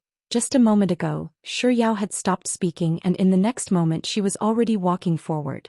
After hanging up the call, Lin Jiej turned around to look at the dining table behind him, but Shi Yao wasn't there. Thinking that Shi Yao had probably gone to the washroom, Lin Jiej pulled out a chair and sat down. Roughly 10 minutes later, seeing that Shi Yao wasn't back yet, he took out his phone and gave her a call. When the call connected, he realized that Shi Yao's phone was still in her bag on the chair. She hadn't taken it with her. Even if she had gone to the washroom. Wasn't this taking a little too long? Lin Jiej waited for a while longer, but there was still no sign of her returning. So he gestured for a waitress and had her keep an eye on his and Shi Yao's belongings. After that, he got up and began walking around in search of Shi Yao. He eventually found his way to the entrance of the washroom. Just as he was about to grab a waitress to help him check on the situation in the washroom, he caught sight of someone dressed in the same color as Shi Yao in the massage chair area not too far away. That person was seated on the chair, revealing only the color of her clothes. Lin Jiej decided to give it a try, but before he could even enter the massage chair area, he would see Liang Mumu sitting on the massage chair. Liang Juxi's cousin. Didn't she return to the countryside? Why would she be in Beijing? Lin Jiej frowned. Following which, he saw the person dressed in the same color as Shi Yao stand up. He really tried hugging her. It's really Shi Yao. But why would she be together with Liang Juxi's cousin? Could it be that the two of them happened to bump into each other and got into a conflict? With this thought in mind, Lin Jiej subconsciously raised his leg and began walking toward the entrance. As he got closer, he could hear what the person inside was saying. Liang Mumu mentioned his name. "You told me that you wanted to annul your engagement with Lin Jiej, but what about now? Did you break off the engagement? Don't think that I don't know that the Lin clan is already preparing for your marriage to Lin Jiej. Is there something wrong with Liang Juxi's cousin? What did it have to do with her whether the engagement was annulled or not? Even if he did, he wouldn't even look at her, okay?" He hastened his footsteps, but before he could reach Shi Yao and Liang Mumu, Shi Yao suddenly spoke up. "Believe it or not, I've never lied to you before." Did Soft Bun feel a little sad when she said those words? After all, she had once treated Liang Juxi's cousin as a friend. But who hasn't been fed to a dog? Lin Jiej thought that he would have to coax Shi Yao later on. But before he could make up his mind, Shi Yao's lips suddenly moved once more. "Back then, I told you that I really wanted to cancel my engagement with Lin Jiej, and it's also true that I don't like Lin Jiej. I have a life that I want to lead and I have someone that I want to love."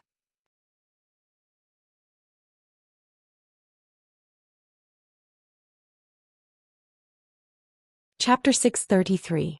He knew that she wanted to call off the engagement with him back then, and he also knew that she didn't like him all this while. However, that last sentence she said was that she also had someone she wanted to like. Even though it was just that she wanted to like him, Lin Jiege still felt as if someone had stabbed a fist into his heart, and a heavy pain welled up within him. It was no wonder she rejected him when he confessed to her. It was no wonder she told me that she wanted to call off the engagement with him. It turned out that she already had a man she liked. Shi Yao continued to speak, but Lin Jiege didn't pay attention to her. It was only when he heard footsteps coming from inside that he finally snapped out of his daze. He was here to look for her, but for some reason he was a little afraid of seeing her. So before she could notice him, he quickly turned around and left. Lin Jiege didn't pay attention to where he was going. All he knew was that by the time he came back to his senses, he was already standing at the entrance of the men's washroom, and he had nearly pushed open the door to the ladies' washroom. He quickly retracted his hand and quickly walked into the men's restroom. He randomly found a cubicle and entered. The moment he closed the door, he leaned against the cubicle's door. He tilted his head upward and stared at the ceiling of the washroom for a while. For some reason his eyes felt a little sore and painful. He didn't know how long he had been standing in this position like a statue. All he knew was that he was jolted out of his daze by the sudden knocking on the cubicle door behind him. "Brother, inside, your phone has been ringing non-stop." Lin Jiege didn't say a word. He lowered his head and took out his phone, only to see a row of missed calls. All of them were from Shi Yao. Soon Shi Yao's caller ID appeared on the screen once more. He stared at the screen for a while longer, but he didn't pick up the call. Instead he switched his phone to silent mode and stuffed it back into his pocket.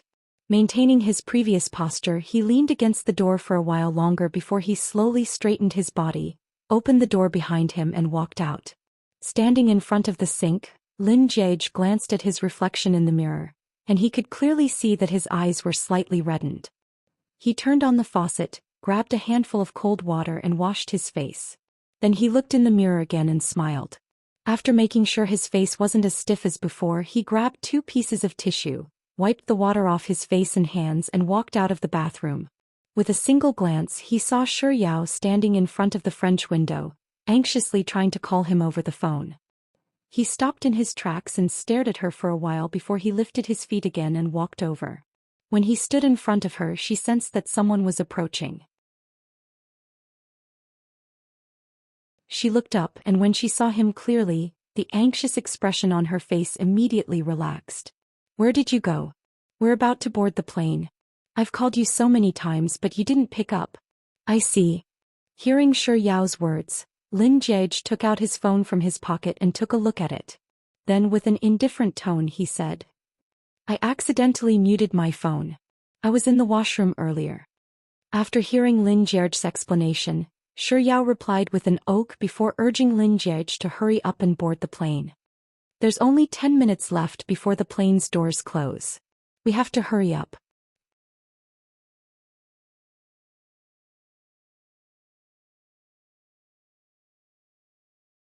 Chapter 634. As soon as they boarded the plane, Lin Jiege leaned against the back of his seat and closed his eyes. Seeing that Lin Jiege had fallen asleep, Shi Yao didn't disturb him. Instead she sat down beside him and watched a drama series that she had downloaded in advance with her earphones on. After eating their in-flight meal she fell asleep as well. By the time Shi Yao woke up, the plane had already begun its descent. Lin Jiege was still sleeping beside her. Shi Yao didn't rush to wake Lin Jiege up. She waited until the plane landed and the cabin door opened before she nudged Lin Jiege lightly and said, "Lin Jiege, we're here." Lin Jiege slowly opened his eyes and glanced at Shi Yao's face. Before Shi Yao could catch the emotions in his eyes, he had already retracted his gaze, unbuckled his seatbelt and opened the door to the plane's storage compartment. After taking their luggage down, he led the way for the plane's cabin door. Lin Jiege had booked a car in advance, so when he walked out of the airport, the driver was already waiting for him. After boarding the car, the driver sent the 2 of them to the hotel. Lin Jiege seemed to be very busy. As soon as he got into the car, he took out his laptop and began typing away at the screen. The sound of typing continued all the way to the entrance of the hotel's lobby. Lin Jiege only stopped after he closed his laptop. Lin Jiege had booked 2 rooms in advance. After checking in, Lin Jiege took the room card and headed upstairs with Shi Yao. It was only when Shi Yao swiped the room card that she realized that her room was right across from Lin Jiege's. Before parting with Lin Jiege, Shi Yao pulled her luggage and said, "I'll be heading to my room to pack my things first. Without saying a word, Lin Jiage nodded lightly before pushing open the door and entering his room. Shi Yao stared at the door that Lin Jiage had closed behind her for a moment, and she vaguely felt that something was amiss. However, she tilted her head to the side and pondered for a moment, but she still couldn't make sense of it. In the end, she decided that she was just overthinking things and entered her room. Shi Yao washed her face and changed her clothes before taking a look at the time. It was already 7 o'clock, so she picked up her phone and sent a message to Lin Jiage. "What are we going to eat tonight?" After sending the message, she didn't receive a reply from Lin Jiage for quite some time. She added another question mark. Seeing that he still didn't move, she took the room card and bag and went to his room. Shi Yao pressed the doorbell several times before the door finally opened. She had thought that since Lin Jiage hadn't opened the door for such a long time, he might have been bathing or sleeping. Who could have thought that he would be the same as when they had parted ways earlier? He didn't turn on the air conditioner, but the windows were open. The bed in the room was very tidy, as if he hadn't sat on it or lied on it. There was nothing in the room that had been touched. His suitcase was placed at the door unopened. After taking a look at the situation in Lin Jiage's room, Shi Yao couldn't help but frown. It was obvious that he hadn't done anything after entering the room. So why hadn't he replied to his messages or opened the door for such a long time? Shi Yao couldn't voice out the doubts in her mind. It just so happened that Lin Jiage was glancing down at his phone and glancing at the contents of her message. As if knowing what she was thinking, he replied, "I just received a call."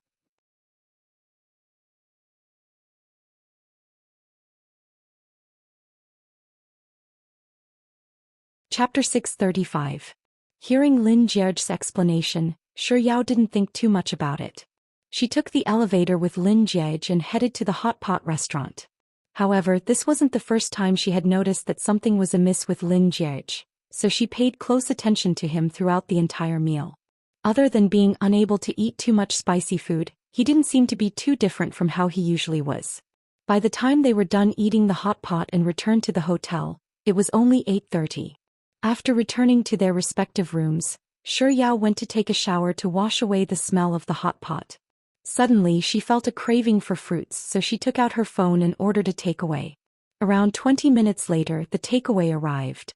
After Shi Yao went downstairs to get the fruits, she didn't return to her room to eat alone. Instead, she knocked on Lin Jiage's door. Just like when she came to look for him earlier in the evening, no one answered the door. She pressed the doorbell a few more times, but there was still no response. Perplexed, she returned to her room. She put down the fruits, picked up her phone and gave Lin Jiage a call. No one picked up. So she sent a message, "Lin Jiage? I've been knocking on your door for so long, why aren't you opening it?" "Lin Jiage, I bought some fruits. Do you want some?" "Lin Jiage, are you taking a shower or busy? Remember to reply to my message when you see it."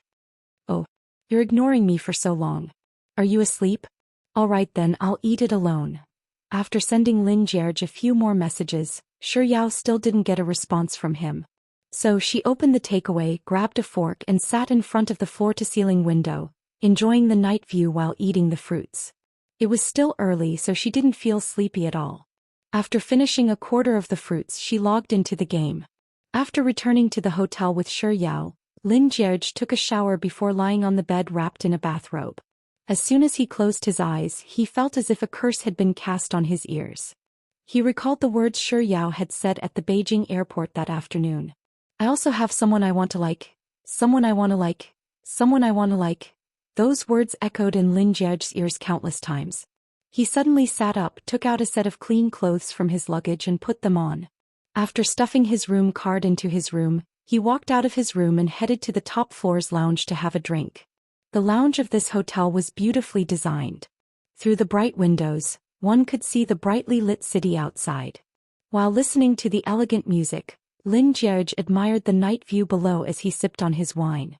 However, after a few cups of wine, not only did the stifling feeling in his heart not dissipate, it even intensified.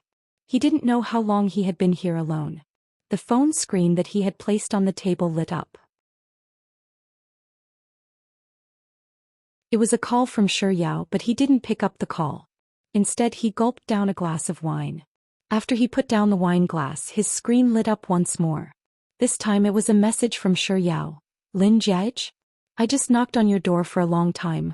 Why didn't you open the door? Why did she knock on his door? For a split second, Lin Jiaj was just about to reply to her message when he saw her new message. Lin Jiaj, I bought some fruits. Do you want some? Don't eat it. Lin Jiaj continued drinking, and soon after he received 2 more messages from her. This time he didn't even look at it. After he finished the wine on the table, he raised his hand and called for the waiter to bring more wine. The screen lit up again.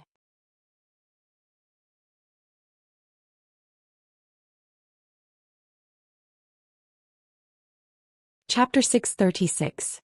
He instinctively turned to look at his phone, but before his gaze could land on the screen he suddenly froze. As if oblivious to the fact that his phone screen had lit up, he turned to the waiter and pointed to a bottle of wine on the table and said, "Another bottle?" After the waiter left, Lin Jiaj stared blankly at the night scenery outside the window. It wasn't until the waiter brought the wine over that he finally retracted his gaze and glanced at the dark screen of his phone for a moment before pouring himself a glass of wine. After finishing it in a single gulp, he placed the glass down and continued pouring himself another glass of wine. This time he raised the glass to his lips and took a small sip before putting it down again and picking up his phone. Lin Jiaj, are you taking a shower or busy? Remember to reply to my message when you see it. Oh. You're ignoring me for so long. Are you asleep? Alright then, I'll finish it alone. After reading the 2 more messages from her, Lin Jiaj wanted to reply to her, but after tapping on the keyboard twice he deleted the words that he had typed out and exited the message window. There was also a notification on WeChat. After tapping on it he realized that someone from this sexy and frisky group had messaged him. There were already dozens of messages in there. Holding his phone in one hand he swiped his finger across the screen and browsed through them one by one. Yao loves ice cream. Everyone. Does anyone want to play? Tide. Nope, I'm having supper with my wife. Juice. Let's finish this bowl of dog food and we'll still be good friends. Yao loves ice cream. This round of dog food I'm swallowing it whole. Expert of the monkeys. Shared a game room in the group. Come on, let's play. Perhaps due to Shi Yao and Lu Benlai entering the game, the group fell silent. Just as Lin Jiaj was about to exit the group chat, a new message popped up on the screen. Juice. Boss, we're lacking 1 player. Are you coming? Ignoring Lu Benlai, Lin Jiaj was just about to exit WeChat when another notification popped up. This time, it wasn't a message from someone in the sexy and frisky group. Instead, it was a private message from Shi Yao. Guru, do you want to play? No way.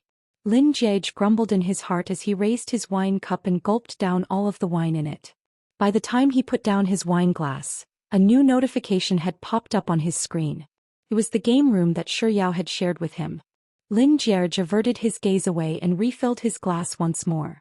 After which he gulped down the wine in his glass once more. This time, after putting down the glass, his fingers fell straight onto the screen of his phone. After entering the game, Lin Jiaj didn't say a word to Shi Yao, Lu Benlai and Xia Shangzhou. Zhang Xian was a reticent gamer, so the trio didn't think that there was anything wrong with his words.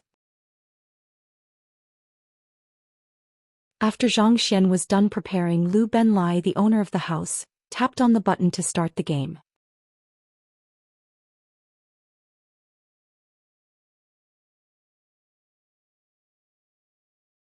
Chapter 637. Juice. Boss, why aren't you getting in my car? I'm really sad. Wu, expert of the monkeys. You're disgusting. You're a grown man, so why are you crying? Do you believe me when I say that I'll kill you with a single punch? Juice. I'm doing it willingly. What do you have to do with your grandpa? Wu, expert of the monkeys. It's no wonder boss isn't getting in my grandson's car. Even I'm tempted to put justice before family. Not only was Lin Jiaj used to Lu Benlai and Xia Shangzhou bickering over the slightest disagreement, even Shi Yao was so calm that it was as if the 2 of them were talking about, "Did you eat today? What did you eat?" Or something as simple as that. It didn't take long for the car to catch up to Lin Jiaj and it slowed down to follow him. Expert of the monkeys. Boss, get in. Didn't say a word, but he continued to press on the car's horn. On the other hand, Lin Jiaj turned a deaf ear to the noises coming from the other end of the phone. Maintaining a straight line, he continued running forward. Yao loves ice cream. That's weird.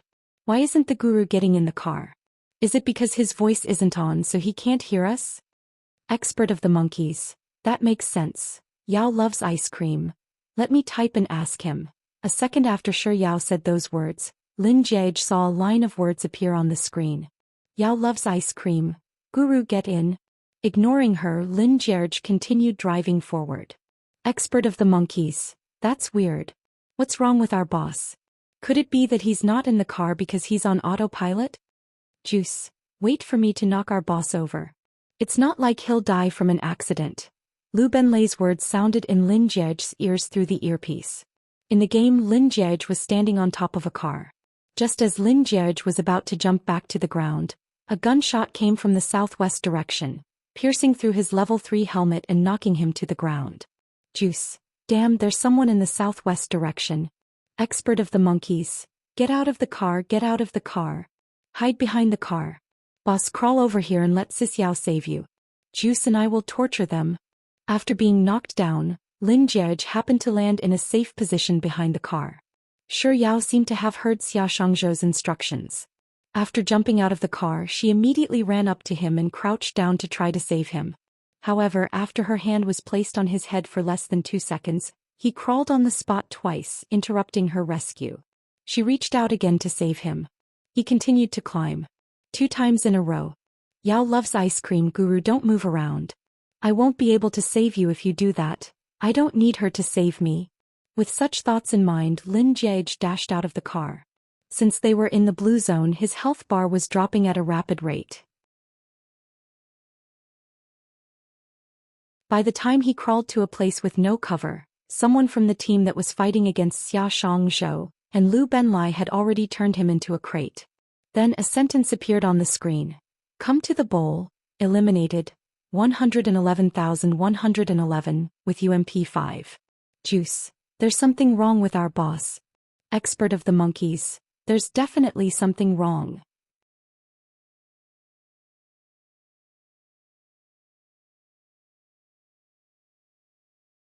Chapter 638. Juice. Babe. Expert of the monkeys. Are you trying to coax me? As the two of them asked the same rhetorical question, a merciless laugh came from the headset. Juice. Sis Yao? That's the funniest and most ridiculous thing I've ever heard to describe our boss. Expert of the monkeys. Same here. Juice. Sis Yao, can I interview you for a moment? How in the world did you manage to equate the word babe with our boss? Expert of the monkeys. Coax me? What kind of person is our boss? He's a cold and aloof person, so how did he become coaxing me? Yao loves ice cream, harumphed coldly by Lu Benlai and Xia Shangzhou's teasing. She spoke up in dissatisfaction. That's right. What did I say wrong? I called him over to pick up the things but he refused to come. I passed the things to him but he refused to pick them up. I called him over and over again but he refused to get into the car. And even when he was beaten to death he refused to let me save him. That's clearly a tsundra, just like a little girl who acts coquettishly. Babe is unhappy, so hurry up and coax me. Coax me and I'll be happy as long as you coax me. A little girl who acts coquettishly? Is that how you describe me? Lin Jiege's face immediately darkened. Xia Shangzhou and Lu Benlei's laughter grew even louder. Ever since Lin Jiege heard Shi Yao's words toward Liang Jisi's cousin at Beijing International Airport, he had been feeling extremely displeased. However, with Shi Yao around, he was afraid that he would lose his composure and say something outrageous to her. So he had been trying his best to suppress the displeasure in his chest, trying his best to appear normal before Shi Yao. Hearing Xia Shangzhou and Lu Benlei's laughter, his lips moved without any hesitation. He wanted to vent all the pent-up emotions he had been feeling the entire afternoon. You too. He only said 2 words, and before he could even express the pressure in his tone, he heard an ayah in his earpiece. It was Shi Yao's voice. Without any hesitation, he immediately shut his mouth. It was from Shi Yao again. Before Lin Jiege could say anything, Xia Shangzhou, who had also noticed that something was amiss, asked, Sis Yao, what's wrong? Shi Yao only managed to utter a single word before she sucked in a cold breath. Then she heard the dull sound of something falling to the ground. Then it sounded like a phone had fallen to the ground. Sis Yao? Sis Yao? Sis Yao? Yao Shi. However, there was still no response from Shi Yao. Lin Jiege abruptly shot to his feet, but due to his excessive strength he knocked into the table in front of him, knocking over a bottle of wine and splattering alcohol all over his body. Paying no heed to it at all, he called out with a slightly hoarse voice, "Attendant." Then without waiting for the attendant to respond he said, "I'll pay the room bill," before rushing over to the front desk, signing his name and making his way to Shi Yao's room. He pressed the doorbell several times but no one came to open it. He had to run back to his room and call the front desk. It had only been 2 minutes since he hung up the phone, but he had already rushed the front desk several times. When the attendant finally appeared with the room card in hand, Lin Jiege was so anxious that he didn't even wait for the attendant to swipe the card. He quickly snatched the card from the front desk, swiped the door open and dashed into the room.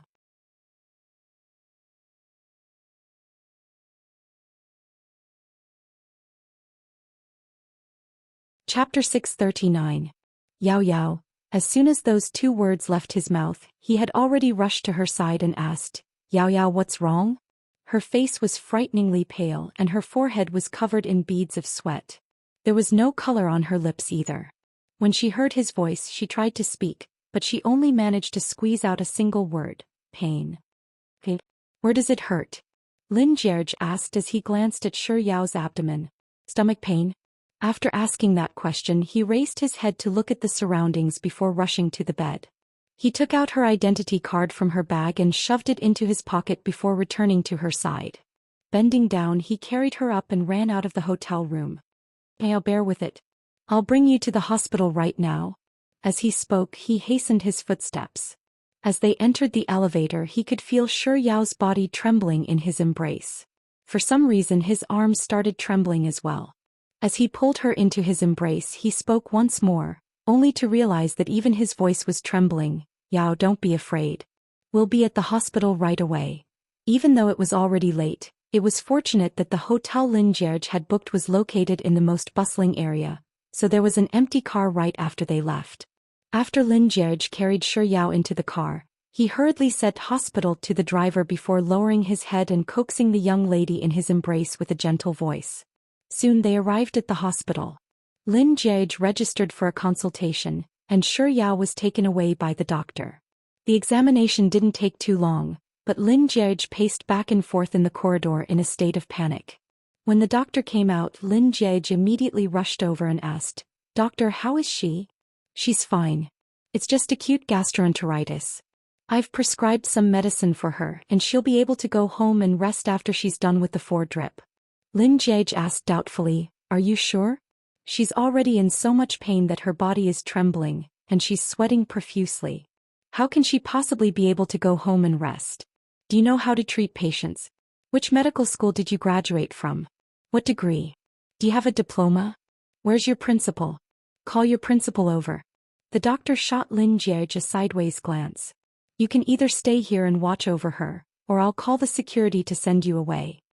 Lin Jiege opened and closed his mouth, but in the end he still decided to back down and head to the ward. Shi Yao was already hooked up to an 4-drip. Perhaps it was still a little painful, but she curled up into a small ball on the bed. Lin Jiege sat by her side watching over her closely. Every once in a while he would ask, "Does it still hurt?" In the end, perhaps due to the effects of the 4-drip taking effect, Shi Yao fell asleep. When the 4-drip was over, the nurse came to remove the needle and she was woken up by the noise. Lin Jiege glared at the nurse in displeasure as she left the ward. Only then did he pick up Shi Yao and leave the hospital. Acute gastroenteritis left just as quickly as it came. After the 4-drip, other than feeling a little exhausted, Shi Yao was no longer in as much pain as before. She wanted to walk on her own, but Lin Jiege wouldn't let her. She didn't argue with him, nor did she have the strength to argue with him. Thus she allowed him to carry her onto the taxi. On the way back to the hotel, Shi Yao realized that there was a heavy stench of alcohol on Lin Jiege. Frowning, she raised her head, which was pressed against his chest, and asked, "Did you drink?" Lin Jiege replied with a "num." Shi Yao was just about to ask why he was drinking, but before she could say anything she suddenly realized that Lin Jiege was only wearing a single shoe.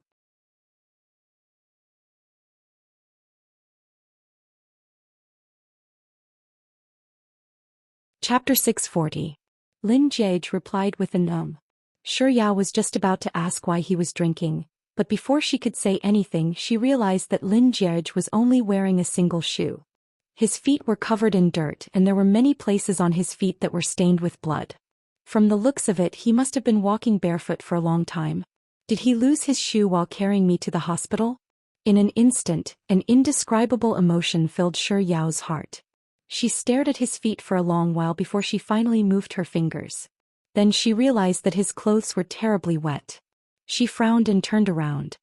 His usually clean and tidy white t-shirt had a large patch of water on it. As he was relatively close to her, she moved her head closer to the patch of water, and she caught a whiff of the strong stench of alcohol on his clothes. In just a few short seconds, Shi Yao realized that his clothes weren't drenched by water but by the wine that had spilled on them.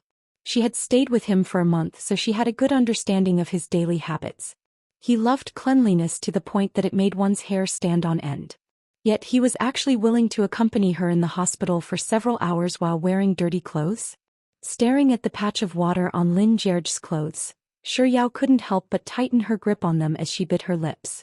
Lin Jiege, who was hugging her, noticed the slight stiffness in her body, so he lowered his head anxiously and asked, "What's wrong? Does it hurt again?" "I told you that the doctor is a quack." Without waiting for Shi Yao to speak, Lin Jiege turned to the taxi driver and said, "Sir, let's go to the hospital. We'll go to the best hospital in your area." "No, no, no." Shi Yao was so shocked by Lin Jiege that she couldn't help but blurt out the word no several times. Seeing that one of them was willing to go, the taxi driver was at a loss as to what to do. He slowed down the car and asked, "Are you going or not?" Fearing that Lin Jiege would say something, Shi Yao raised her hand to cover his mouth before replying to the taxi driver, "Sir, I'm sorry, but we're not going to the hospital. We'll be going to the hotel address I gave you earlier." It was only after the driver sped up along the original road that Shi Yao stared at Lin Jiege, whose mouth was still covered by her hand, and said, "I'm fine. There's no need to go to the hospital." As she said this, she seemed to realize something and suddenly stopped. She almost blurted out the words in her heart. "I'm just a little touched." "What?" Lin Jiege asked in bewilderment. Due to her hand covering his mouth, his voice was a little muffled.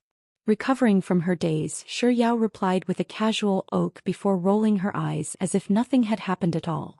She found a random topic to gloss over the matter and said, "I just wanted to ask why you didn't call me along when you were drinking." "How ungrateful of you."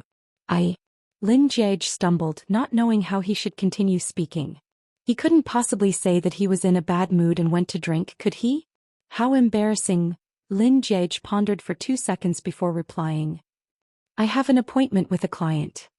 Shi Yao nodded in realization. "I thought you were in a bad mood, so you went drinking alone."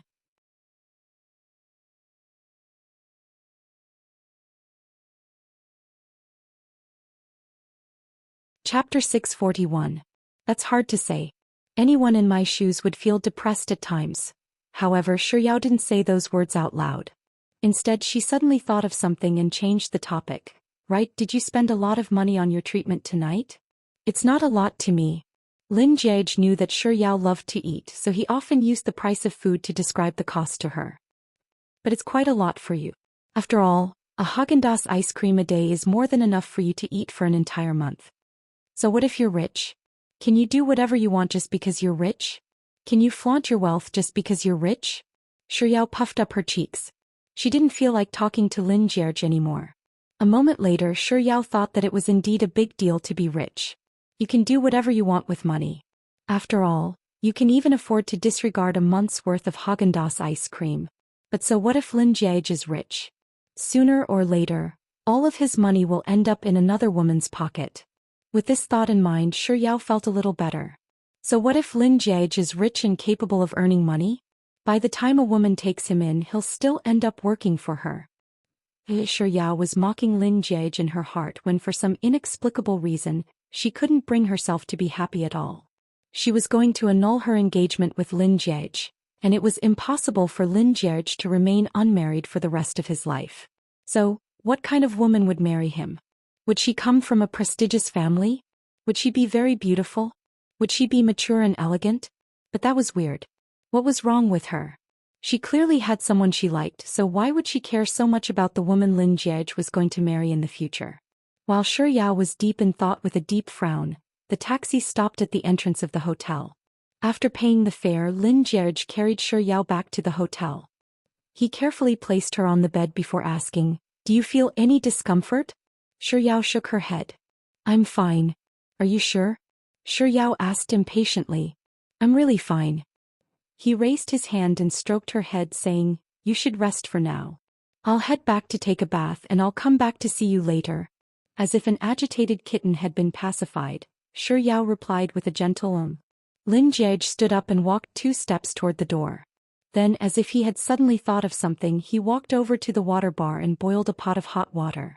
After pouring a cup, he placed it on the bedside table beside Shi Yao and said, "Drink some hot water first." "I'll be right there." After Shi Yao nodded her head obediently, Lin Jiej took one of her room cards and left. After sleeping for a few hours in the hospital, Shi Yao didn't feel as sleepy as before when she returned to the hotel. After Lin Jiej left, she lay on her bed and looked at her phone. She noticed that there were many messages about her in this sexy and frisky group, and even Juice and Expert had sent her a private message. It was only then that she remembered that she had suddenly felt a stomachache in the midst of playing. She hurriedly sent a message to Expert of the Monkeys. "I'm fine."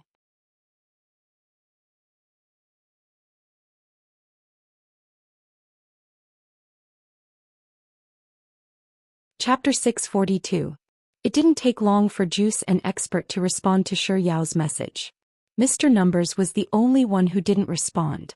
As it was getting late, Shi Yao thought that Mr. Numbers was already asleep, so she exited WeChat after chatting with Juice and Expert. She first went online to search for the price of the hotel she was staying at.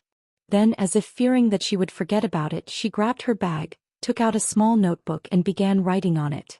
Barely after she finished writing, her phone suddenly rang. She put down her pen and looked at her phone. Mr. Numbers had replied to her WeChat message. Less than 111,111, on. What a simple reply. Shi Yao gritted her teeth and pondered for a moment. In the end, she decided not to reply to Mr. Numbers' message. Shortly after she put down her phone, it suddenly rang again. "How did you spend the National Day holiday?" Shi Yao didn't think too much into it. She thought that Mr. Numbers was just having a casual chat with her, so she tapped on the screen and replied, "I came to Chengdu to eat." After his bath, he saw that Shi Yao had sent Lin Jiej a WeChat message, so he casually replied to her 2 messages before starting to blow-dry his hair. Every now and then he would pause to reply to Shi Yao's messages.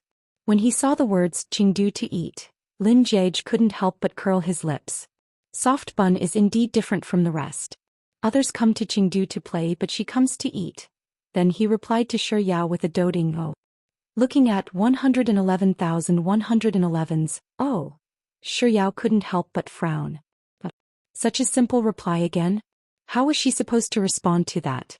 Just as Shi Yao was wondering if she should reply to him with "what about you?" another message popped up on her screen. Less than 111,111. Alone. Yao loves ice cream. That's not it. After replying with those 3 words, Shi Yao typed "I came with a friend." But before she could hit send, Mr. Numbers had already replied to her message. "With your fiancé?" She hesitated for a moment before retracting her finger that was just about to send. She deleted the words she had just typed and replaced them with "on." 111,111. Not bad, a couple's holiday. Upon seeing those words, Shi Yao's hands trembled, and she nearly smashed her phone onto the bed. "Yao loves ice cream. Don't spout nonsense. He's busy here, so I just dropped by to have a bite." 111,111. Oh. 111,111. However, your relationship with your fiancé doesn't seem to be as bad as you said. It took Shi Yao a moment to process what was going on, so she replied with a question mark. Less than 111,111. Didn't you tell me before that your fiancé wouldn't like someone like you? You even said that he likes girls with long legs, big breasts, and a sweet voice. You also said that what he values most isn't a woman's face but a woman's butt. You also said that he's mentally unhealthy and that the probability of you being together with him is 0. Reading those words, Shi Yao immediately understood Mr. Numbers' intentions. In truth, she was the one who had told Mr. Numbers those words. She had spoken ill of Lin Jiege many times in the past, but for Mr. Numbers to repeat them verbatim to her, she couldn't help but feel a little uncomfortable. Perhaps it was because she hadn't replied for some time, but Mr. Numbers sent another message. Question mark.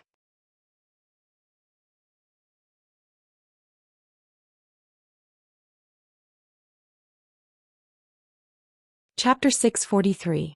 Shi Yao blinked her eyes blankly. Just as she was thinking about how she should reply to Mr. Numbers' message, she caught sight of a cup of water on the bedside table from the corner of her eye. There was no longer any steam rising from the boiling water in the cup, but Shi Yao could still feel the warmth of the water through the cup.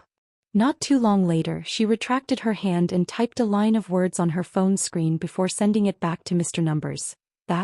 Can you please forget about the words you just sent me? 111,111.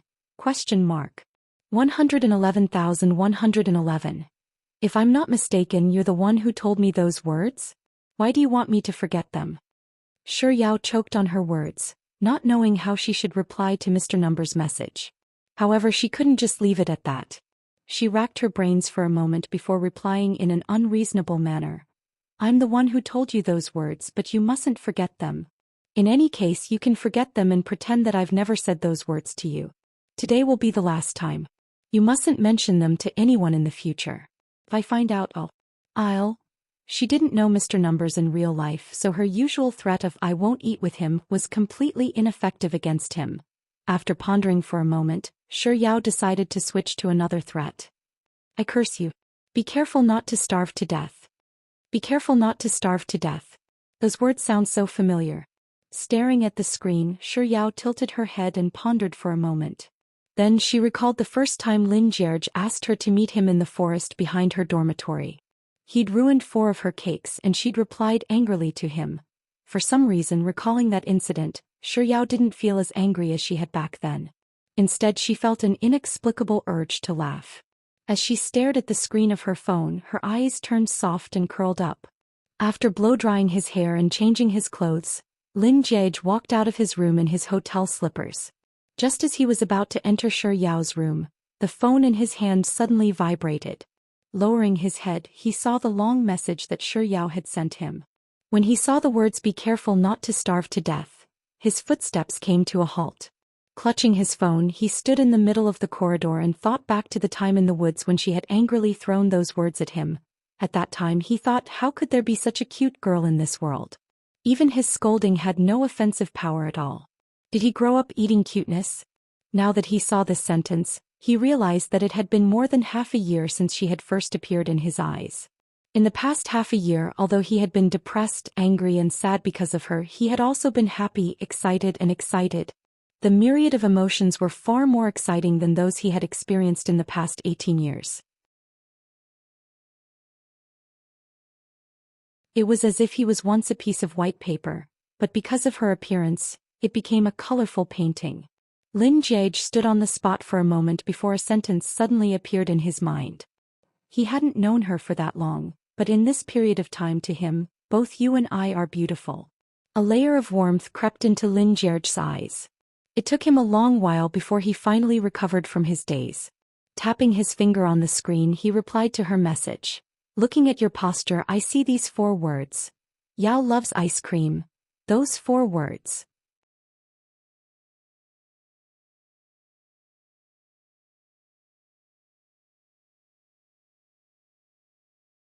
Chapter 644. Protecting her husband? Mr. Numbers is really toxic. Shi Yao's face reddened as she hurriedly replied to less than 111,111 WeChat. Why you're spouting nonsense. How am I protecting my husband? Pooey. He's not my husband. He's just my fiancé. Fiancé. Even through the screen, Lin Jiege could imagine Shi Yao's furious expression in the room. How adorable. However, this wasn't the time for him to placate her. The reason why he was willing to chat with her so much tonight was because he wanted to know how much weight he held in her heart. Thus, Lin Jie's reply made Xiao even more furious. Fiancé is still my husband, I didn't say anything wrong. After successfully sending the message, Lin Jie took a screenshot of the unreasonable message Xiao had sent him and circled a few key points in red. I can tell you, but you can't remember it. Today will be the last time, and be careful not to starve to death, before sending it over to Xiao. Then he added, look at what you've just said. You're acting so fiercely as if you're protecting your husband. You're clearly telling me that he's your man and you can say it, but I can't. That's not right. It's not that I can't say it, it's that I can't remember it. Even if I hear it, I can only pretend that I didn't hear it. This isn't a husband-protecting demon, this is a domineering husband-protecting demon. He's your man. Lin Jie is her. Xiao couldn't understand what was wrong with her, and her face reddened even further. She really wanted to refute Mr. Number's words, but she couldn't find the words to refute him at the moment. In the end, she decided to study the message she had just sent him. Was she really that protective of Lin Jie? After reading the message she had just sent, Xiao wondered if it was due to Mr. Number's influence, but she actually felt that she was being a little brainless in protecting Lin Jie. Other than protecting Lin Jie blindly, there was another reason. She didn't want others to misunderstand Lin Jie, or rather to leave even the slightest bad impression of him. She knew very well that there was no perfect person in the world. Even the most revered person in the world had flaws, and there were bound to be people who didn't like them. Yet how could she be so muddle-headed when it came to Lin Jie's matter? How could she think that no one would like him? She wasn't even this unreasonable to herself, right? Before Xiao could make sense of the situation, the screen of her phone abruptly lit up. 111,111. Why aren't you talking? Xiao hurriedly reined in her wandering thoughts and replied, I admit that I'm a little protective of him, but it's not exactly what you think it is. How should I put it to you? The message you sent me earlier isn't true. I thought that it was true back then, but later on I realized that I had misunderstood him. He isn't that kind of person. He doesn't have any fetish for big butts, and he isn't mentally unhealthy either. On the contrary, I actually think that he's a good person now. He comes from a good family and he might seem like a spoiled child, but in truth he's very capable and hardworking. He's much more serious than most people who come from ordinary families. He's not an embroidered pillow. He's a person of great capability and character. On top of that, he's very respectful, polite, and good at taking care of others. You're tuning in to the Romantic Tales YouTube channel. Don't forget to subscribe and join us on this journey to catch the most captivating stories.